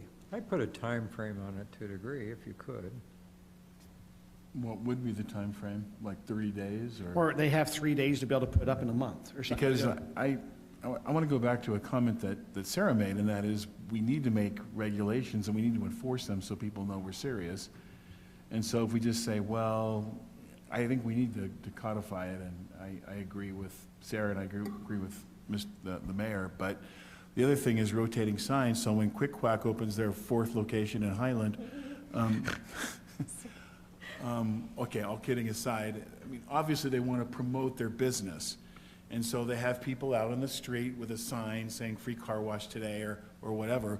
I think we need to support business and have some sort of a concession for like a grand opening of a business. That, or even like if you have a home that's for sale and they're doing an open house, we won't know. And it's better to get them in compliance than always have them out of compliance. Maybe you say, okay, any home in a 30-day time period can have a directional sign for 5 days. Does that make, and so you've given, yeah, they can do it, but they just can't keep it up forever. Like That was, like a garage sale. yeah. You know. Right. I like that idea. I'm just saying, help them be compliant versus always saying, if we always say no, then you're gonna have everyone just will keep doing it. Right, which the other thing, as far as like banner signs, if you're thinking of commercial properties, if you're wanting to allow them to have a grand opening sign, they're typically a banner sign, whether it's on the building or on the site, just off of it, kind of like what Costa Vida did.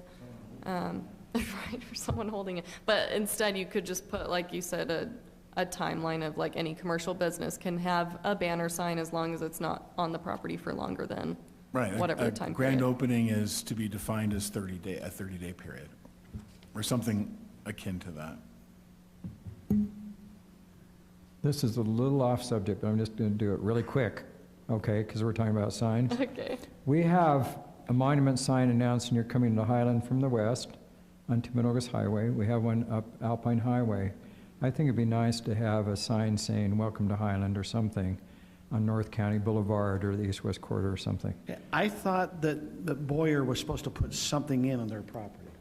Well, I thought- Well, they have like Ridgeview monument signs, but No, I thought it was supposed to also say welcome Highland. I thought when we approved, we talked about Highland signs. Yeah, it'd be nice if we had one, or even if it's attached to the little water building down there, I don't know. That's on the We east talked end. about, when Ridgeview came in, they talked all about their Ridgeview signs, but I thought we talked about, and maybe it wasn't part of the thing, but I thought they were putting the signs up for Highland. Yeah, it'd be nice. Just because people ask me all the time, where is that development? So that's just, I'm just throwing that out. I don't know. But it's a good note that we should look to see if we can have something say welcome Highland. in the PD, all I have is like specific Ridgeview signage and general locations. I don't have, Do you remember us talking about that when we were I approving thought it? we did, but, you Was know, it part, maybe we didn't make it part of the motion. we probably. Maybe didn't. they just talked about that they would do that. It'd be nice to have a sign there saying welcome to Highland or something. I agree, Scott. I can also, let me check back on that and just make sure I didn't miss anything in the minutes or any stipulations. And I am getting a year older too, so, You're younger than I am. not according to Kim, but Okay. I said it, I had to get it. Well, that's a bad laugh. Okay, Thank you. thank you. We'll now move on to the next item, which is going to be financial reports by Tyler.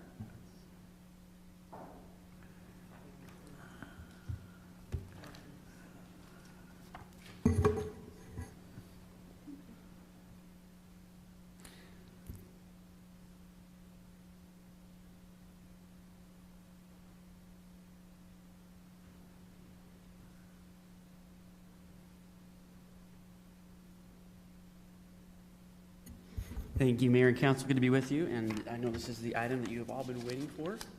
I'll ask Kelly to help me with slide advancement there. So Moving right along, this is statements, both the summary and check registers through the end of November, which is 5 months or 42% into the fiscal year. Next slide, please. So some highlights, and these are the same highlights that we emailed to you earlier in December, and appreciate the feedback that we've received. So tax revenue is generally on target. As is typical, property tax revenue will be recognized in December and January.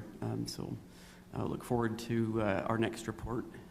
It'll have a lot of good news there. Sales tax is on target with projections. Licenses and permits due to building revenue slightly higher. And staff is monitoring that closely. With regard to transfers, the item at the bottom, Council Member Peterson posed a good question here that we shared some feedback earlier today via email, noting that the transfers in the general fund are pretty significant. From the general fund to Parks Capital for Mountain Ridge, there's roughly $2 million that was transferred as the council directed back in September.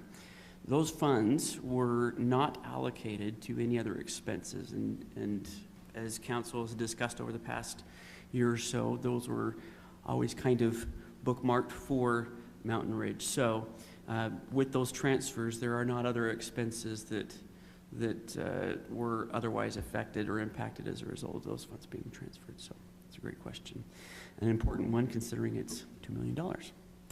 Next slide, please. Open space, continue to see revenue come in off of sale of property that exceeds the budget, what was projected for the year, which is a good thing. Next, library, we'll see property tax come in like we mentioned before here in the next month or two, and their fee revenue continues to trend higher than anticipated, mainly due to non-resident cards. So seeing some good traffic from other areas.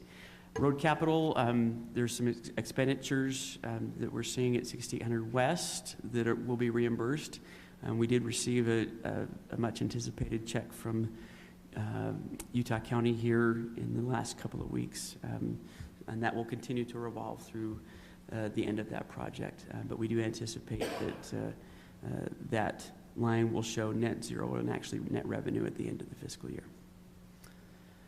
Culinary water, we're going to be suggesting some mid-year budget adjustments as the budget was based on rates before council amended those back in June, but those currently do show a percentage trending higher.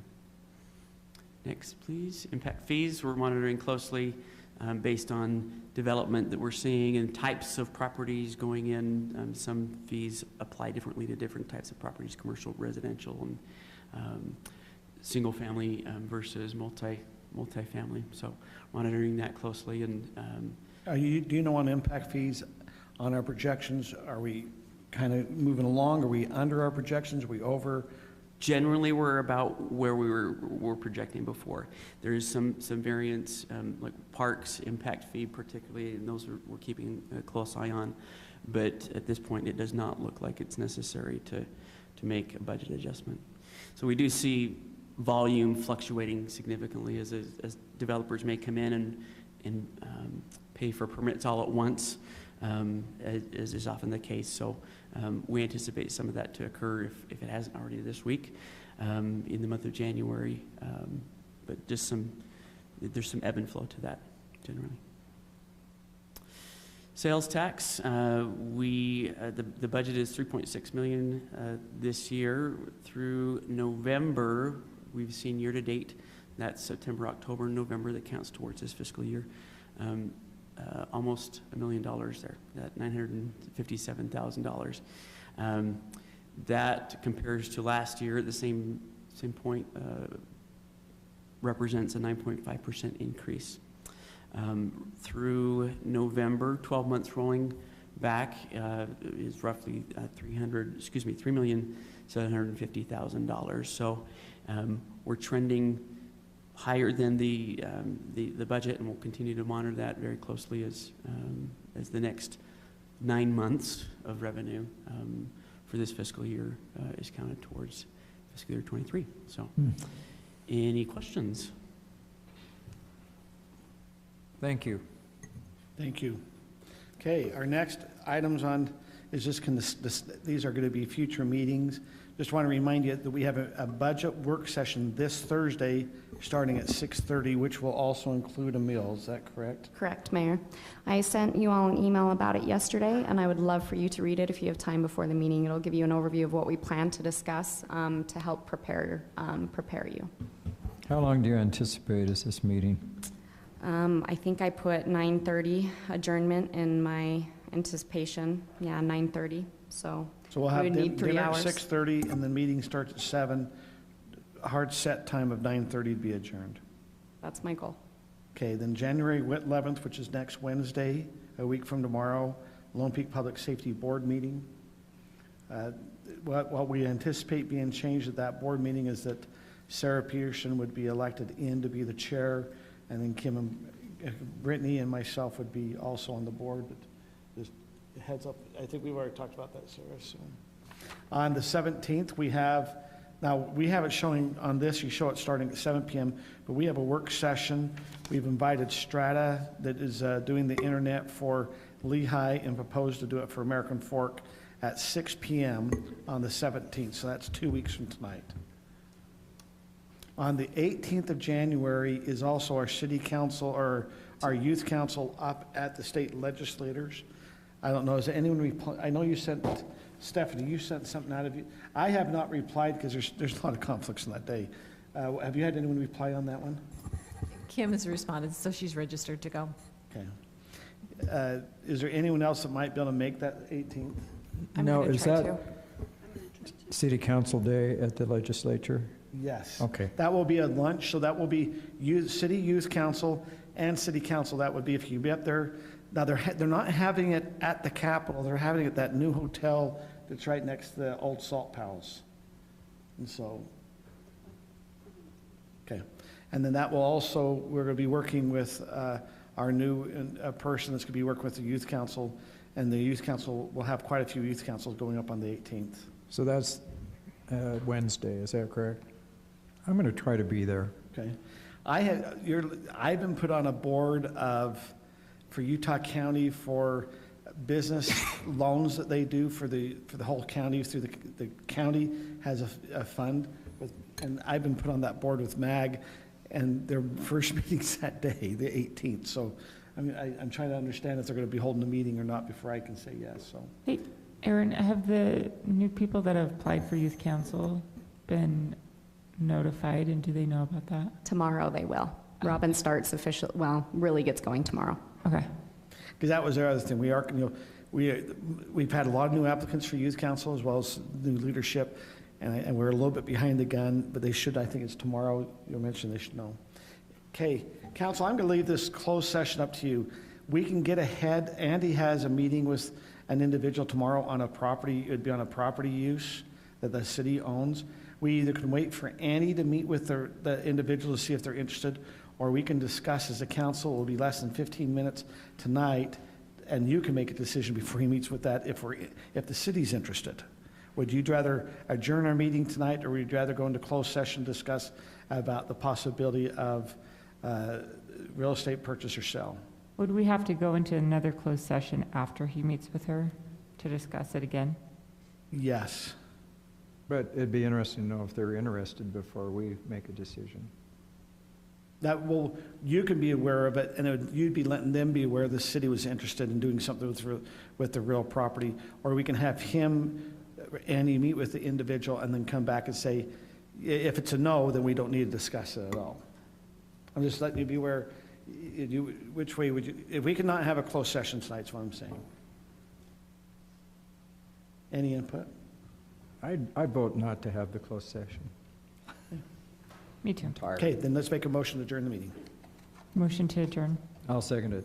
Okay, motion by Kim, seconded by Scott. All in favor? Aye. Aye. We're adjourned. Does that mean you were 100% in agreement with me, Kim?